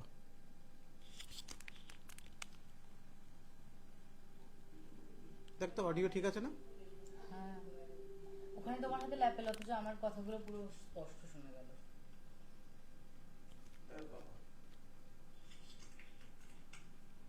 অডিও তো পরিষ্কার, দেখ তো অডিও ঠিক আছে না? এই তো দাদা, মেবি তোমার ফোনে কোনো খুব আস্তে সাউন্ড আসছে, হেডফোন দিয়েও কিছু অংশ শোনা যাচ্ছে না। দাদা মেবি তোমার কোনো সিস্টেমের প্রবলেম আছে, একটু চেক করে নিও, বিকজ দেখো আমি এখনো তোমাকে আবারও শোনাচ্ছি, দেখো কত জোরে সাউন্ড। দেখি আরেকবার একটু, কোনো খুব কত জোরে সাউন্ড, খুব আস্তে সাউন্ড আসছে, হেডফোন দিয়েও কিছু কিছু অংশ শোনা যাচ্ছে না। দাদা মেবি তোমার কোনো সিস্টেমের প্রবলেম আছে, একটু চেক করে নিও। যাই হোক, ঠিক আছে, কিছু মিসকমিউনিকেশন হয়েছে। ঠিক আছে, যাই হোক, এবার বল, ইন্ডাস্ট্রি রিলেটেড গুড মোমেন্টস তুই বলেছিস, ব্যাড মোমেন্টসও বলে দিয়েছিস। তোর ফিউচার তুই কি চাস, মানে এই ইন্ডাস্ট্রি ফিউচার কি করতে চাস, তোর ভবিষ্যৎ? 2024 জানুয়ারিতে যখন আমি আমার মাকে হারাই, তারপর আমার বাড়ির লোক আমাকে একেবারে একটা স্টেটমেন্ট জারি করে দিয়েছিল যে মায়ের চাকরিটা আমাকে করতেই হবে। মা একটি বেয়ারিং ইম্পোর্ট এক্সপোর্ট কোম্পানিতে ছিল, ব্যাক অফিস ম্যানেজমেন্টে। তখন না, আমার তার 7 দিন আগে আমি বিদ্যাসাগর কলেজের ইভিনিং এর ফেস্টে অ্যাঙ্কারিং করছি। মানে ওটা তো অনেকের কাছে একটা স্বপ্নের মতো থাকে যে স্বপ্নের মতো থাকে যে একটা কলেজ ফেস্টে অ্যাঙ্কারিং করব। তো ওরকম মানে আমার চোখের সামনে হাজার হাজার দর্শক, আমার হাতে মাইক, সবাই আমার সাথে সেলফি তোলার জন্য লাফিয়ে লাফিয়ে আসছে, একটা ভালো পেমেন্ট। তো আর তারপর সাথে সাথে আমি অ্যাসিস্ট্যান্ট ডিরেক্টর হিসেবে যেহেতু কাজ করতাম, মানে আমার পরপর ব্যাক টু ব্যাক কিছু মুম্বাইজের অ্যাডভার্টাইজমেন্টের প্রজেক্ট চলছিল, ডাবিং চলছিল, বিভিন্ন কিছু চলছিল। কল্লোলদাকে অ্যাসিস্ট করছিলাম আমি তখন কিছু অ্যাডভার্টাইজমেন্টে, শর্ট ফিল্মসে। এত সুন্দর একটা জীবন, সদ্য সদ্য একটা 22 বছরের মেয়ের কাছে এটা খুবই ভালো একটা ক্যারিয়ারের জায়গা। আমার মা খুব খুশি, মানে ইনফ্যাক্ট আমি 1 বছর চাকরি করে মা বাবাকে ফোন কিনে দিয়েছিলাম, মানে সরি বলছি না, কিন্তু অনেকে তো সারা জীবনেও করতে। বলবো না কেন, বাচ্চাদের থেকে কিছু নেওয়া, বাচ্চারা কিছু কিনে দেওয়া বাবা মাকে, এর থেকে বড় কিছু হয় না। তো ওই মা বাবার অ্যানিভার্সারি পালন করা, ওদের জন্মদিন পালন করা, ওদের ফোন কিনে দেওয়া, বা নিত্য নতুন কিছু সারপ্রাইজ মায়ের জন্য তৈরি করা, সেটা হাতে আঁকা হোক। আমার মনে আছে আমার একবার আমার হাতে শুধু 500 টাকা ছিল, মা বাবার অ্যানিভার্সারি, আমার কাছে একটা ভালো গিফট দেওয়ার বা একটা ভালো শাড়ি দেওয়ার মতন ক্ষমতাটাও নেই, কিন্তু আমি শাড়ি দিয়েছিলাম। আমার কাছে সস্তায় শাড়ি কোথা থেকে পাওয়া যায় সেই খবরটাও আছে। বাবা মার কাছে সস্তাটা ফ্যাক্টর করে না, বাবা মার কাছে তো একটা রুমালও ফ্যাক্টর করে।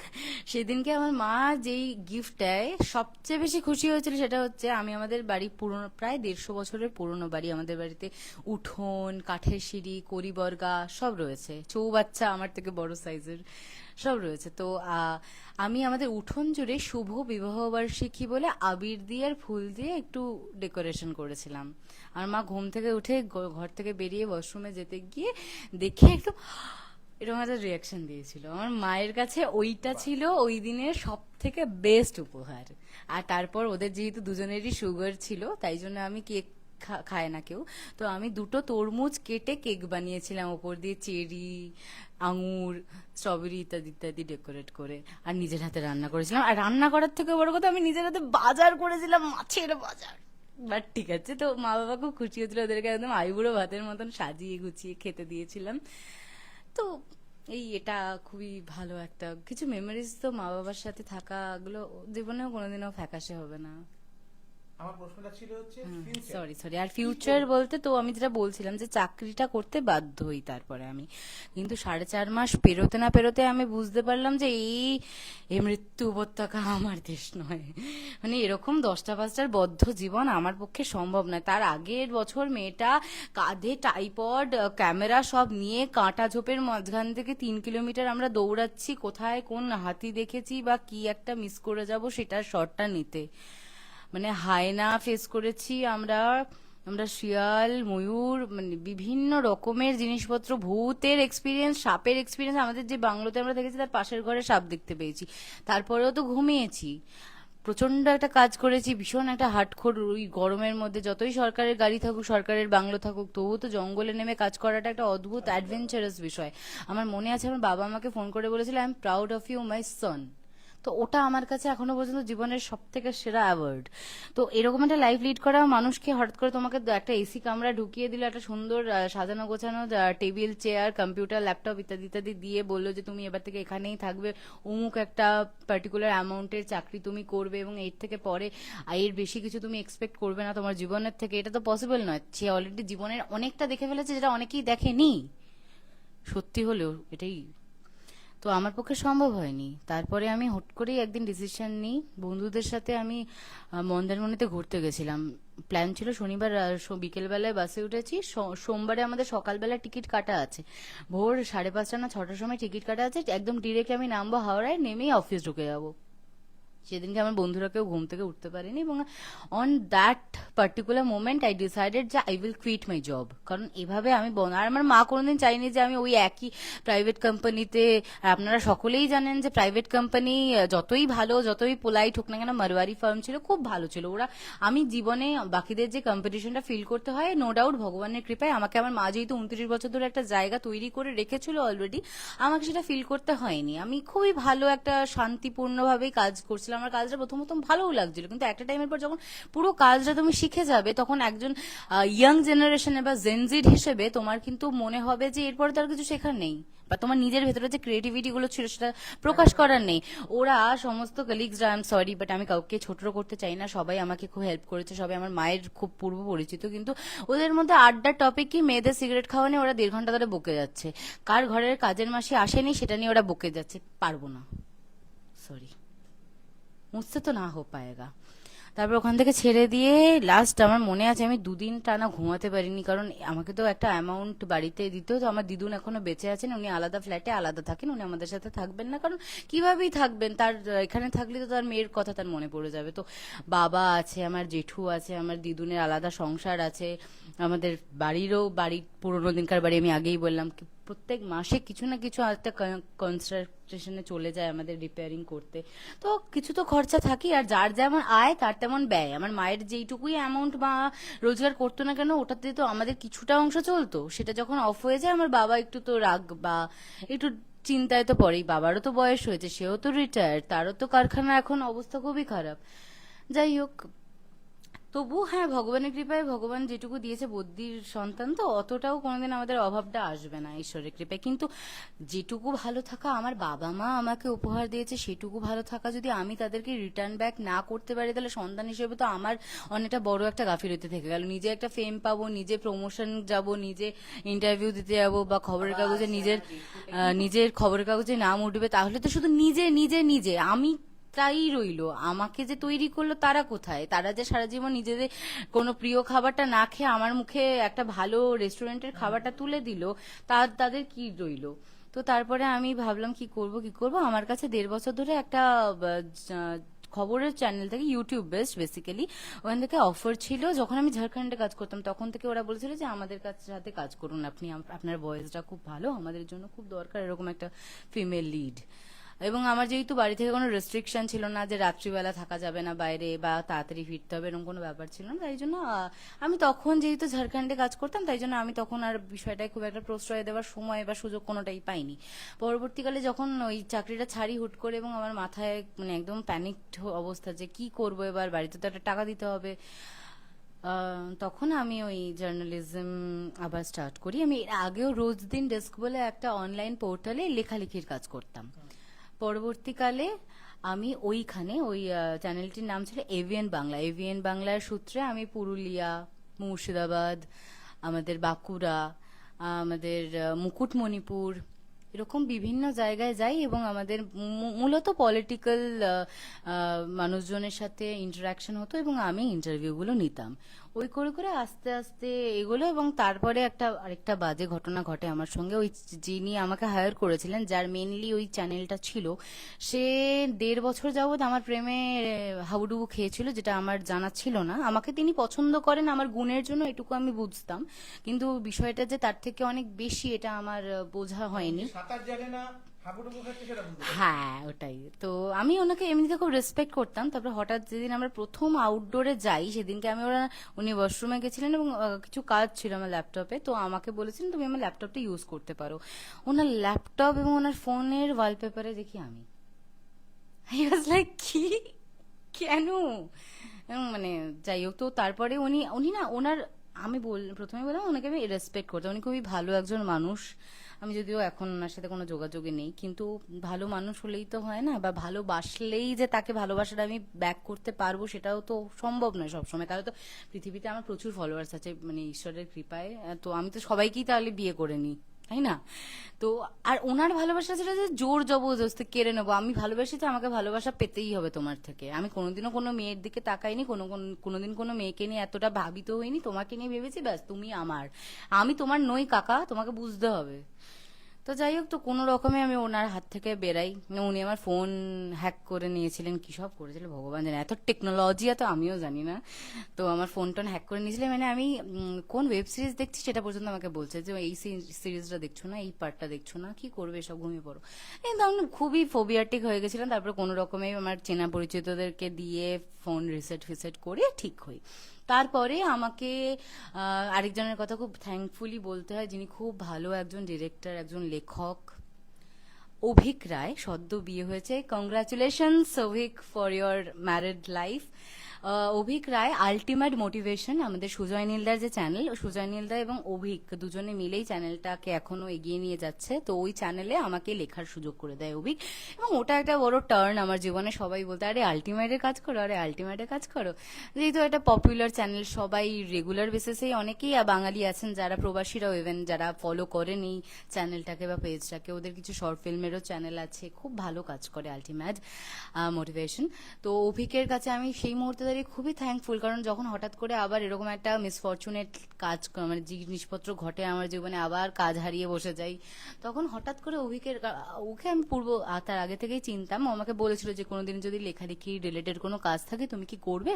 তখন আমি যেহেতু চাকরি করতাম, আমি তখনও সময় দিতে পারিনি। পরবর্তীকালে ও যখন আমাকে আবার ফোন করে, then that was a great moment for me যে আমি আলটিমেটে কাজ করব। এবং তখন কাজ করা শুরু হয়। আমি যাদবপুরে অফিসেও মাঝে মধ্যেই যেতাম। আস্তে আস্তে ওনাদের থেকে, সৌমিতাদির থেকে, আমাদের সন্দীপদার থেকে, বা আমাদের সুজয় নীলদার থেকে, আমার একটা বোন আছে ওখানে, ও আমার স্কুলের জুনিয়র ছিল, সুস্বর্ণা, ওর থেকে অনেক কিছু শিখি, জানি। তারপর আমি আবার কাজটা ছাড়তে বাধ্য হই, কারণ আমার তখন সামনে পুজোর আগে আইসিসিআর এর গ্যালারিতে আমার একটা এক্সিবিশন হয়। তো আমি হঠাৎ করেই নাম দিয়ে দিই, পার্টিসিপেট করে দিই। তো বেশ কিছু ক্যানভাস আমার রেডি করা থাকতো, আমি আর সময় দিতে পারছিলাম না। তো তখন আমি ওই কাজটা ছেড়ে আবার আমার আঁকার জগতে ফিরে আসি, এবং তারপর আস্তে আস্তে আবার অ্যাসিস্ট্যান্ট ডিরেক্টর হিসেবে কাজ করা, short film, music video, dubbing, photoshoot ইত্যাদি ইত্যাদি করতে করতে এখন পার্সোনাল অ্যাসিস্ট্যান্ট হিসেবে প্রডিউসারের আন্ডারে কাজ করছি। যেটা আমি বলছি যে তুই ফিউচারে এটাই, আমি অ্যাকচুয়ালি আরজে হতে চাই, জীবনের শেষ মুহূর্ত পর্যন্ত আমি কথা বলে যেতে চাই, এবং এই ইন্ডাস্ট্রির সাথেই কানেক্টেড থাকবো। আমার যতটা কথায় আমি নিজেকে প্রকাশ করব, ততটাই লেখাতেও। আর আমার ছবি আঁকাটা তো রয়েছেই, ওটা আমার একদম ব্যক্তিগত, ওটাকে আমি একেবারে প্রফেশনাল হিসেবে নিতে চাই না। আমি যে এক্সিবিশনও করি ওটা খুবই নিজের জন্য করি, নিজের আঁকাগুলোকে প্রমোট করার জন্য করি। তো আমি নিজেকে একজন আরজে হিসেবে, একজন অভিনেত্রী হিসেবেও তার সাথে সাথে, বাট মোস্টলি আরজে হিসেবে আমি আমার মুখটাকে যত না বেশি মানুষের সামনে আনতে চাই, তার থেকে অনেক বেশি মানুষের কান পর্যন্ত আমার এই স্পষ্ট উচ্চারণ পৌঁছে দিতে চাই। কারণ আজকাল তো মানুষ বাংলা বলতেই ভুলে যায়, বাঙালিরাও। সেটাই। অনেক ত্রিবেদীর আর একটু পড়ে নে। বর্ণালী অত্যন্ত গুণী একটি মেয়ে, গান, নাচ, আবৃত্তি, পেইন্টিং, সিনেমাটোগ্রাফার, মডেল, অ্যাক্ট্রেস, বহুমুখী প্রতিভার অধিকারী। আরে থ্যাংক ইউ অনেক, তোর বোতলটা আমি তোকে নিয়ে দিতে পারছি না, আরে সরি। আমাকে অনেক লিখেছে যে তুই জেডিদার কাছে যাচ্ছিস, তো আমি একটা জলের বোতল ফেলে এসেছি, ওটা নিয়ে আসবি। মানে ও সব খুবই খুবই মজাদার একটা ছেলে। আমি একটু আগেও বলছিলাম, ওর সাথে আমার শুধু প্রফেশনাল কানেকশন নয়, আমার খুবই একটা পার্সোনাল বন্ধুত্বের জায়গাও রয়েছে। থ্যাংক ইউ অনেক, তোর মুখ থেকে আমার ব্যাপারে এত প্রশংসা আমি এর আগে তো কখনো শুনিনি। বর্ণালী বানানটা ভুল লিখেছিস, লয় দীর্ঘি হবে। ও ঠিক আছে, চলে চলে চলে চলে চলে। যাই হোক, আমাদেরকে 1 ঘন্টা, জয়স্মিতার জন্য অনেক শুভেচ্ছা। হ্যাঁ হ্যাঁ হ্যাঁ, বল বল, এটা তুই বল। বলছি নামাও নিচে। আচ্ছা, তাপস দাস, যিনি একটু আগে টেকনিক্যাল কিছু ফল্ট নিয়ে আমাদেরকে অবগত করছিলেন, তিনি আরেকটা সুন্দর মেসেজ লিখেছেন। যাগ্গে অনুষ্ঠান এগিয়ে চলুক, জয়স্মিতার জন্য অনেক শুভ কামনা রইল। Thank you so much Tapas da, আমার তরফ থেকে এবং হ্যাঁ জয়স্মিতার বাবার তরফ থেকেও। আমার তরফ থেকে ওনাকে কিছু দেবো না এই কারণে, এরা ওকে বড় হতে দেখেছে, এরা আমি যেমন গার্জিয়ান, তাপস দ্বারা ওর কাছে গার্জিয়ান। আমি তোকে একটা প্রপোজাল দিচ্ছি, সেই প্রপোজালটা জানি না তুই কখনো ভেবেছিস কিনা।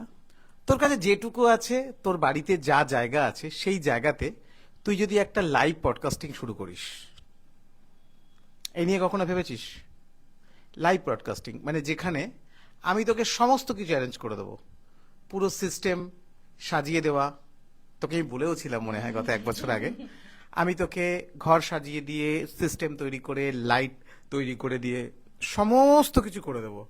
তোকে শুধু কাজটা ননস্টপ করে যেতে হবে। আর প্রথম দিন আমায় ডাকিস। 6 বছর হয়ে গেল সবাইকে ডাকছি, আমায় কেউ ডাকেনি এখনো। কেউ কেউ তো, সব থেকে বড় কথা, সবাই জেডি স্যার হতে চাই, সবাই জেডি হতে চায়, কিন্তু জেডি হওয়ার যে কি জ্বালা, সেটা যদি কেউ বুঝে দিত তাহলে সে বুঝতে পারতো জেডি হওয়ার কি জ্বালা। আমারও মনে হয় যে আমাকে কেউ একটু ডাকবে, আমি একটু টেনশন ফ্রি হয়ে সেজে গুজে যাব, পায়ের উপরে পা তুলে বসে উত্তর দেব খালি। এটাও কিন্তু একটা ভালো লাগা। এই যে নিজে বসন্ত উৎসব করি বা যখন ইভেন্ট গুলো করি, তখন নিজে তো এনজয় করতে পারি না, অনেকটা প্রেশার থাকে। অনেকটা না, পুরোপুরি প্রেশার থাকে, পুরোপুরি প্রেশার থাকে। অন্য কারোর হাতে দেওয়াও যায় না এই দায়িত্বগুলো। তো সেটাই তো, সেই ব্যাপারে যদি তোকে আমি এটা করে দিই, তাহলে এই ব্যাপারটায় তোর কি মত? এটা যে শুধুমাত্র প্রথম জেডিদা বা জয়ন্ত দাশগুপ্ত স্যার আমাকে বললেন সেটা তো নয়, আর অনেকেই বলেছেন পডকাস্ট শুরু করার কথা, কিন্তু এক তো সময়ের অভাব, আর দ্বিতীয় হচ্ছে কি কানেকশন। আমি এমন সেলিব্রিটি কিছু মানুষকে আমি এখন আমাদের পরমব্রত চট্টোপাধ্যায় দার সাথে কাজ হচ্ছে, এরকম অনেক সেলিব্রিটির সঙ্গেই কাজ করি বা করেছি, বা ব্যক্তিগত একটা কানেকশনও তৈরি হয়েছে, কিন্তু তাদেরকে কতটা আমি আমন্ত্রণ করলে তাদের সময়টা নষ্ট করে তারা আসবে, এটা একটা ব্যাপার ভাবার।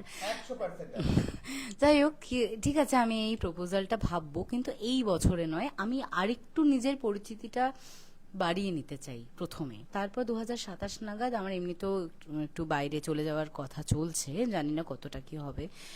তো আমার মোটামুটি 1 বছরের একটা কন্ট্রাক্টে আমি সাইন করতে চলেছি, তো পরের বছর হোপফুলি। আর হ্যাঁ, অবশ্যই আমার শোয়ের প্রথম হোস্ট জয়ন্ত দাশগুপ্ত।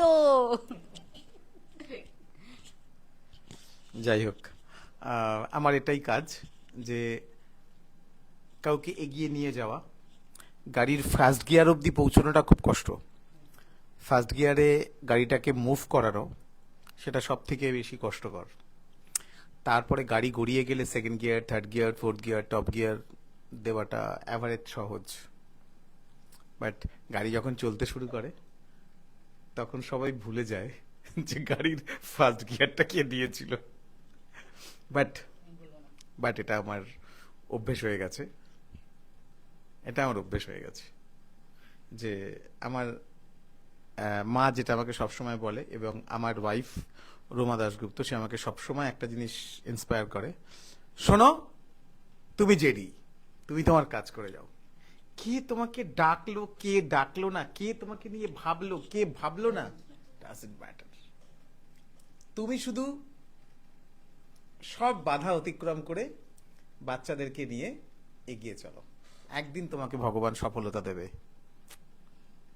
একদিন ভগবান সফলতা দেবে। অনেক বড় বড় মানুষ আমাদের ইন্ডাস্ট্রিতে আছে, আমি তারা যখন একসঙ্গে কোথাও থাকি বা বসি বা নন্দনে যাই, যখন মানুষ এসে আমাকে প্রণাম করে, আমার কিন্তু খুব ভালো লাগে। বসন্ত উৎসবের মতন ইভেন্টে যখন মানুষ এসে বলে, স্যার আপনার সাথে বহুদিন আমার সামনাসামনি দেখা করার ইচ্ছা, আজ আপনাকে সামনে থেকে দেখতে পেলাম, সত্যি ভালো লাগে। এমন কিছু কাজও করিনি কিন্তু কোথাও যেন মানুষের মন টাচ করতে পারি আমি। আমি মানুষের মনটা টাচ করতে পারি, কারণ আমি এতটাই মন টাচ করতে পারি যে আমার যে পরম শত্রুপক্ষ, মানে আমার একটা 10 জনের একটা মানে বিরোধী গোষ্ঠী আছে, 10 জন মতন একটা বিরোধী গোষ্ঠী আছে, তারা সারাটা দিন শুধু জেডি, কাজ নেই, কাজ নেই, তারা সারাটা দিন জেডি, তাদের প্রোফাইলে ঢুকলে দেদি, তাদের ঘুম থেকে ওঠা থেকে, আমরা যেমন ঘুম থেকে উঠে সূর্য দেবতাকে প্রণাম করি, আমি জগন্নাথ দেবকে প্রণাম করি, মা দুর্গার নাম করি, সূর্য প্রণাম করি হয়তো কখনো, বাট মানুষ আমাকে, আমার শত্রুপক্ষ আমাকে এতটা ভালোবাসে যে তারাও সকালে ঘুমোনো থেকে শুরু করে ঘুমোনো অবধি আমার নাম করে। ভালো করুক আর খারাপ করুক, প্রতিটার নাম থেকে একটা করে 1.01% ভাইবস তো, গুড ভাইবস তো পাই আমি। আমি প্রেমে পড়লে একটা লাইন খুব ব্যবহার করি, my days they begins with your name and end with your breath. জেডিদার শত্রুরাও তাই করেন আর কি। আগের সপ্তাহে বলেছি, একটা বাচ্চা মেয়ে আমাকে বলছে, স্যার তোমার লাইভে আসার সময় জানো আমাকে কত লোক কিছু বলেছে, কত কিছু বলেছে। আমি বললাম, তুই উত্তর কি দিলি? বলছে, আমি উত্তর একটাই দিলাম, মানে ওই জন্যই তো ওনার কাছে যাচ্ছি, স্যার তোমার সব থেকে বড় শত্রু কে বলো তো? একটা বাচ্চা মেয়ে, 18 বছরের মেয়ে আমাকে বলছে, স্যার তোমার সব থেকে বড় শত্রু কে জানো? কে রে? আমি তো ভেবেছি 2-4 জনের মধ্যে নাম বলবে, একটা নামই হয়তো বলবে। বলছে, স্যার তোমার পপুলারিটি। কাজই করলাম না তো, পপুলার হলাম কোথায়? বলে, স্যার তোমার পপুলারিটি। যে আমি তোমারই হাত ধরে, তোমারই সাথে, তোমারই বসন্ত উৎসব থেকে আমার ডেবিউ হলো, এই কদিনের মধ্যে কতটা পপুলারিটি আমি পেয়েছি যে আমাকে অন্ততপক্ষে 60-65 জন মেসেজ এবং ফোন করেছে 48 ঘন্টার মধ্যে। আমি 2 দিন বা 3 দিন আগে ওর পোস্টার ছেড়েছি, ট্যাগ করেছি ওকে। এবার ট্যাগ করলেই তো কে লাইভে আসছে সেটা জানা যায়। তো আমাকে একজন বলছে, কেন তুমি ট্যাগ করো বলো তো? কেন করবো না, আমার তো কোনো ভয় নেই, আমার বাড়িতে লাইভ হয়, সবাই এটা এখন মোটামুটি 6 বছরে সবাই জানে যে জেডিদার বাড়িতে লাইভ হয়। এই বাড়িতে লাইভ হওয়ার ব্যাপারটাও বলি, ওইখানটায় বসে আমার লাইভটা হয় ম্যাক্সিমাম। তো ওইখানে দেখছি যেটা করা রয়েছে, একটা কলকা করা রয়েছে, আলপনা করা রয়েছে, ওটা হচ্ছে আমাদের মা দুর্গার বসার জায়গা, ওখানে মা দুর্গার ঘট পাতা হয়। এই ঘর থেকে, এই হল ঘরটা থেকে প্রচুর মানুষের জীবন শুরু হয়েছে, প্রচুর মানুষের ডেবিউ হয়েছে এই ঘর থেকে। তুই তো ভগবানের আশীর্বাদে বেশ পপুলার, তো এই জন্য না আমি এই জায়গাটা কখনো ছাড়িনি, এই জায়গাটা থেকে আমি লাইভ করা কখনো ছাড়িনি। কেন? কারণ আমার একটা মনের ভেতরে এসেই গেছে যে মা দুর্গার আশীর্বাদ আমার সেই বাচ্চাটা, যে আমার কাছে এতটা দূর থেকে কষ্ট করে এসছে, আমার সাথে 1 ঘন্টা, 1.5 ঘন্টা, 2 ঘন্টা আমার সাথে ছিল, গোবিন্দের বাড়িতে এসছে, তার জীবনে ভালো কিছু আসবে। আর ভালো কিছু আসবে না, ভালো কিছু আসবেই, আসতে বাধ্য। কারণ আমরা ভালো কিছুর জন্য লড়ি এবং ভালো কিছুই করি, খারাপ কিছু ভাবার জন্য, করার জন্য তো আছে সবাই, তাই তো। তাপসদা লিখেছে, বর্ণালীর বর্ণময় প্রতিভার প্রশংসা করছি। এই তুই পড়। আমি পড়বো না, তুমি পড়ো। লাস্টটা পড়ে দিচ্ছি। ভালো করে ভেবে দেখো, শত্রুর মধ্যে মিত্র লুকিয়ে সফলতা তো পেয়েছো। আর বাকিটা আমি পড়বো না। দাদা, সফলতা কোনটাকে বলে আমি জানি না। সফলতা এটাই, যেদিনকে আমার পরিবার আমার নাম করতে বলবে ওটা আমার বাবা, আমার মেয়ে বলবে ওটা আমার বাবা, ছেলে বলবে ওটা আমার বাবা, আমার মিসেস বলবে জয়ন্ত দাশগুপ্ত আমার হাজবেন্ড, ওটা সফলতা। কারণ দাদা, এই যে ইভেন্টগুলো করি, ইভেন্ট করার পর মানুষ কত সাকসেস পার্টি করে, এনজয় করে, আমি আজ পর্যন্ত করতে পারলাম না। কেন? আমি স্যাটিসফাই হই না। কেন স্যাটিসফাই হই না? আমি চাই অনেক কিছু, কিন্তু সেটা অবধি সঠিকভাবে এগোতে পারি না। কেন এগোতে পারি না? সব কিছু সাপোর্ট করে না। কখনো ফিনান্স সাপোর্ট করে না, কখনো টেকনিক্যাল সাপোর্ট করে না, পরিবেশ সাপোর্ট খুব একটা করে না তা নয়, পরিবেশ সাপোর্ট করে না হয়তো কোনো সময়। তারপরে শত্রুপক্ষ তো আছেই। ভালো কিছু করলে, ভালো কিছু করলে জেডি অনেক পপুলার হয়ে যাবে, তো তাকে আটকাতে পারলে তার পপুলারিটিটা থেমে যাবে। কত কিছুই তো হলো, জানিস এগুলো জানিস? টুকটাক, খুব একটা কিছু না। ও কি লিখেছেন? আমি তাপস দাস। এটাই ভালো করে ভেবে দেখো, শত্রুর মধ্যেই মিত্র লুকিয়ে আছে। যাই হোক, আমাদের লাইভের টাইমিং অ্যাভারেজ 1 ঘন্টা 20 মিনিট হয়ে গেছে। আরে বাবা, এবার তোর ইচ্ছে অনুযায়ী, তোর মনের মতন একটা কবিতা শুনবো। বেশ, আমি কবিতা বলতে ভালোই বাসি।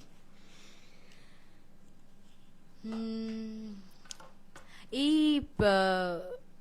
পডকাস্টটা মোস্টলি আমি দেখেছি যে যারা স্ট্রাগলিং ওমেন, যারা যেসব মেয়ে বা মহিলারা নিজের জীবনে কিছু একটা মাটি তৈরি করেছে, নিজের পায়ের তলার মাটিটা শক্ত করেছে, তাদেরকে নিয়েই। তো সবার জন্যই এই কবিতাটা, কিন্তু মূলত মেয়েদের জন্য।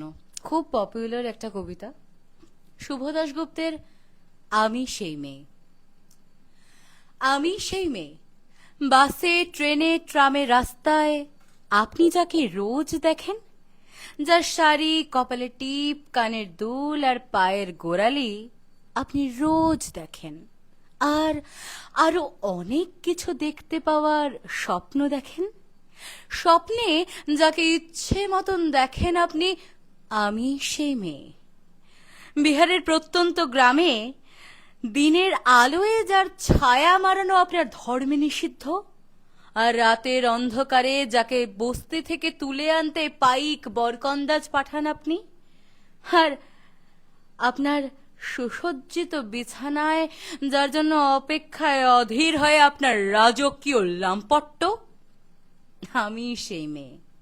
আমি সেই মেয়ে, আসামের চা বাগানের ঝুপড়িখামিন বস্তি থেকে যাকে আপনি নিয়ে যেতে চান আপনার সাহেবী বাংলোয় মধ্যরাতে, আর ফায়ার প্লেসের ঝলসে ওঠা আলোয় মোদির চোখে দেখতে চান যার অনাবৃত শরীর, আমি সেই মেয়ে।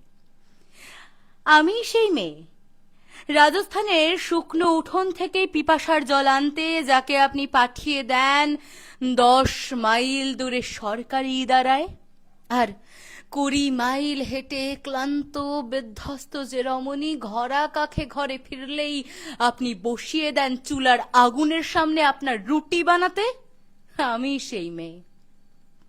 আমি সেই মেয়ে, যাকে নিয়ে আপনি মগ্ন হতে চান গঙ্গার ধারে, কিংবা ভিক্টোরিয়ার সবুজে, কিংবা সিনেমা হলের নীল অন্ধকারে, যার চোখে আপনি এঁকে দিতে চান ঝোঁটা স্বপ্নের কাজল, আর ফুরিয়ে যাওয়া সিগারেটের প্যাকেটের মতো যাকে পথের পাশে ছুঁড়ে ফেলে দিয়ে আপনার সুসজ্জিত গাড়ি শুভ বিবাহ সুসম্পন্ন করতে ছুটে যায় শহরের পথে।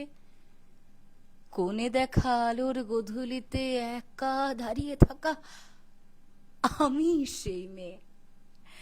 আমি সেই মেয়ে, এমনকি দেবতারাও যাকে ক্ষমা করেন না, অহংকার আর শক্তির দম্ভে যার গর্ভে রেখে যান কুমারীর অপমান, আর চোখের জলে কুন্তি হয়ে নদীর জলে বিসর্জন দিতে হয় কর্ণকে, আত্মযকে। আমি সেই মেয়ে। সংসারের অসময় আমি ভরসা, আমার ছাত্র পড়ানো টাকায় মায়ের ওষুধ কেনা হয়, আমার বাড়তি রোজগারে ভাইয়ের বই কেনা হয়, আমার সমস্ত শরীর প্রবল বৃষ্টিতে ভিজতে থাকে, কালো আকাশ মাথায় নিয়ে আমি ছাতা হয়ে থাকি, ছাতার নিচে সুখে বাঁচে সংসার। আপনি আপনি আপনারা আপনারা সকলে আমার জন্য অনেক করেছেন। সাহিত্যে, কাব্যে, শাস্ত্রে, লোকাচারে আমাকে মা বলে পুজো করেছেন, প্রকৃতি বলে আদিক্ষেতা করেছেন, আর শহরগঞ্জের কানা গলিতে ঠোঁটে রং মাখিয়ে কুপি হাতে দাঁড় করিয়ে দিয়েছেন। একদিন হয়তো একদিন, হয়তো অন্য কোনো একদিন আমার সমস্ত মিথ্যে পোশাক ছুঁড়ে ফেলে দিয়ে আমি হয়ে উঠব সেই অসামান্যা। খোলা চুল মেঘের মতো ঢাকবে আমার খোলা পিঠ, দু চোখে জ্বলবে রণদুন্ধুভি। কপাল ঠিকরে বেরোবে ভয়ঙ্কর তেজরশ্মি, হাতে ঝলসি উঠবে সেই খড়গ, দুপায়ের নুপুরে বেজে উঠবে রণদুন্ধুভি। নৃশংস অট্টহাসিতে ভরে উঠবে আকাশ।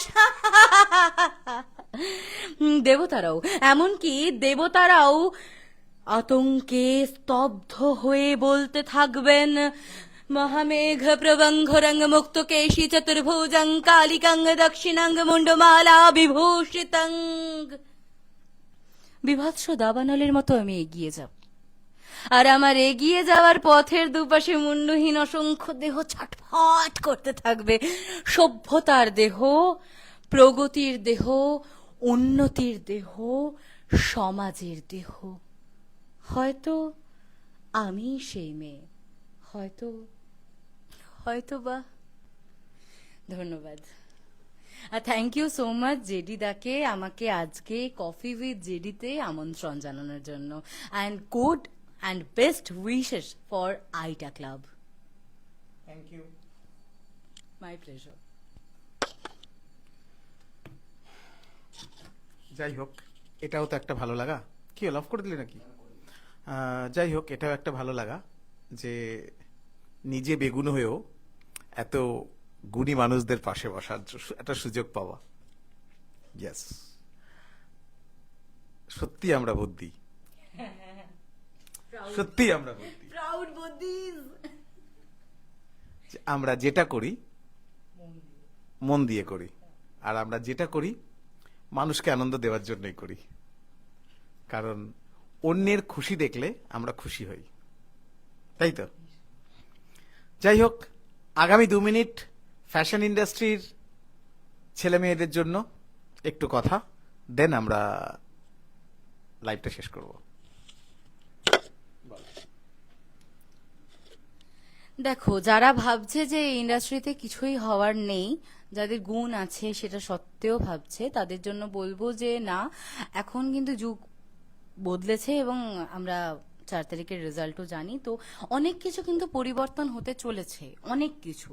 কিন্তু তার সঙ্গে সঙ্গে আরেকটা জিনিস বলবো, নিজের জীবন থেকে এক্সপিরিয়েন্স নিয়েই বলবো যে শুধু শিল্প করে কিন্তু সত্যি আলটিমেটলি তুমি পারফেক্টলি লাইফ লিড করতে পারবে না। তোমার নিজেকে যে তুমি অভিনেত্রী হও বা অভিনেতা হও, তোমার তো একটা গ্রুমিং এর পেছনে একটা টানা প্রত্যেক মাসেরই একটা খরচা থাকবে, মিনিমাম হলেও কিছু হলেও। তোমার মেকআপ বলো, তোমার মেকআপ প্রোডাক্টস বলো, তোমার স্কিন ট্রিটমেন্ট বলো, তোমার চুল বলো, তোমার ড্রেস আপ বলো, তোমার সব কিছু। তো সেটা বেয়ার করার জন্য সবসময় কিন্তু যেই রেমুনারেশনটা আমাদের পার প্রজেক্ট ওয়াইজ বা সিরিজ বলো বা পার শর্ট ওয়াইজ পাওয়া হয়, সেটাতে কিন্তু চলবে না, খুবই কম।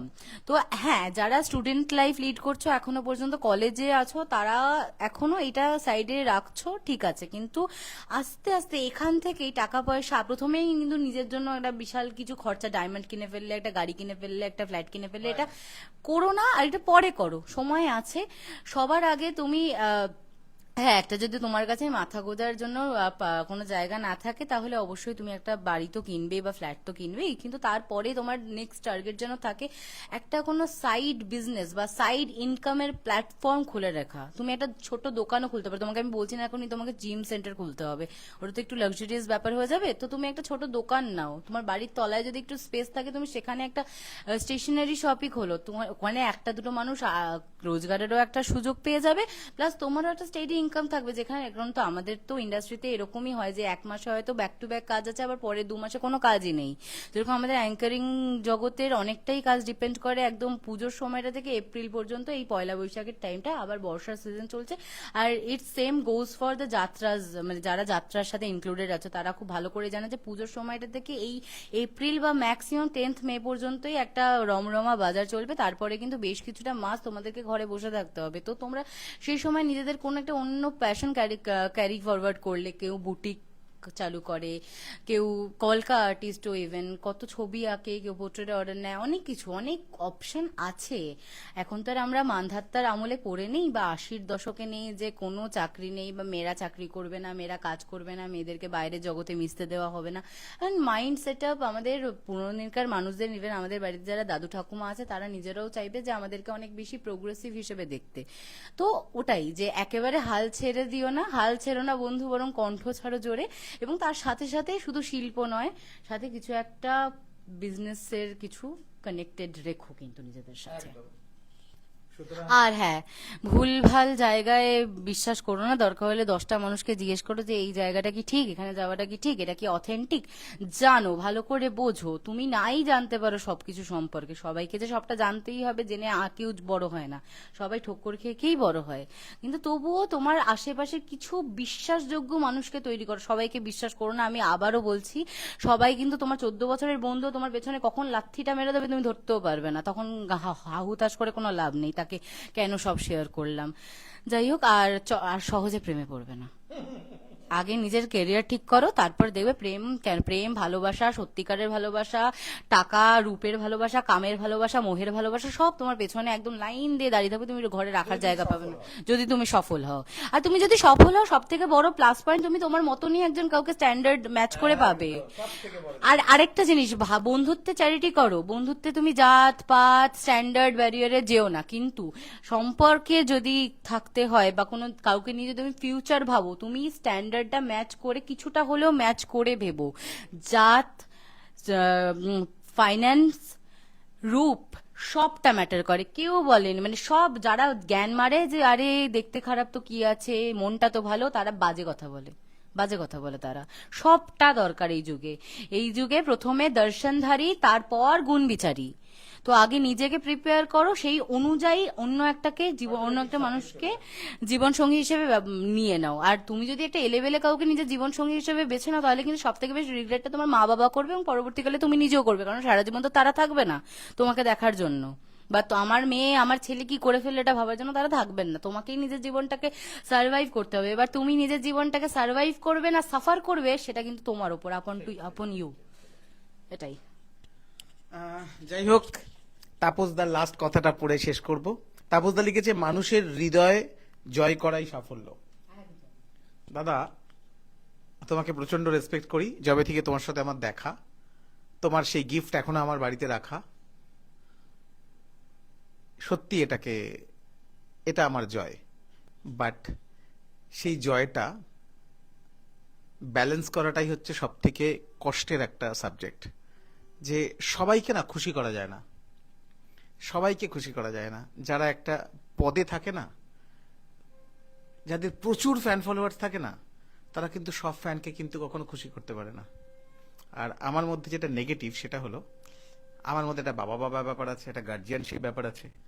আমি যদি কারোর কোনো ভুল দেখে তাকে যদি বকি, শাসন করি, তখনই বাবা খারাপ। সেটা আমরা স্কুল কলেজে আমাদের ক্ষেত্রে হয়েছে। বাবা রাত্রিবেলা সিনেমা দেখে দেরি করে ফিরেছি বলে বাড়ির বাইরে বার করে দিয়েছে, বাবা খারাপ। মা ভালো, মা খালি বলছে ওকে ঢুকিয়ে নিয়ে এসো না ঘরে, সুতরাং বাবা খারাপ। কিন্তু পরে বুঝতে পারলাম যে বাবা খারাপ ছিল না, ওটা শাসন ছিল। যাই হোক দাদা, ভালো লাগলো। থ্যাংক ইউ ভেরি মাচ তাপসদা। আর আমি চেষ্টা করছি অডিও লেভেলকে আরো হাই করার জন্য। অডিও লেভেলকে আরো হাই করতে গেলে মিক্সার মেশিন ইউজ করতে হয়। আগে তো অনেক সেট আপ নিয়ে করতাম, এখন তো আইফোন দিয়েই সবকিছু হয়ে যায়। যাই হোক দাদা, চেষ্টা করছি, তুমি যখন বলেছো আমি অডিও কোয়ালিটি আরো হাই করার চেষ্টা করছি। থ্যাংক ইউ ভেরি মাচ দাদা। শেষ করছি। 9th-এ দেবজয়ের জন্মদিন, সেই জন্য 9th-এরটা লাইভটা হবে না, আবার নেক্সট। অ্যাডভান্স হ্যাপি বার্থডে, শুভ জন্মদিন দেবজয় দা, ভালো থাকো, অনেক অনেক উন্নতি করো, আর ক্রিকেটটা প্লিজ ছেড়ো না। ক্রিকেটও ছাড়বে না, ক্রিকেটও ছাড়লে অসুস্থ হয়ে যাবে। বেশ, যাই হোক, শেষ করছি। শুভরাত্রি।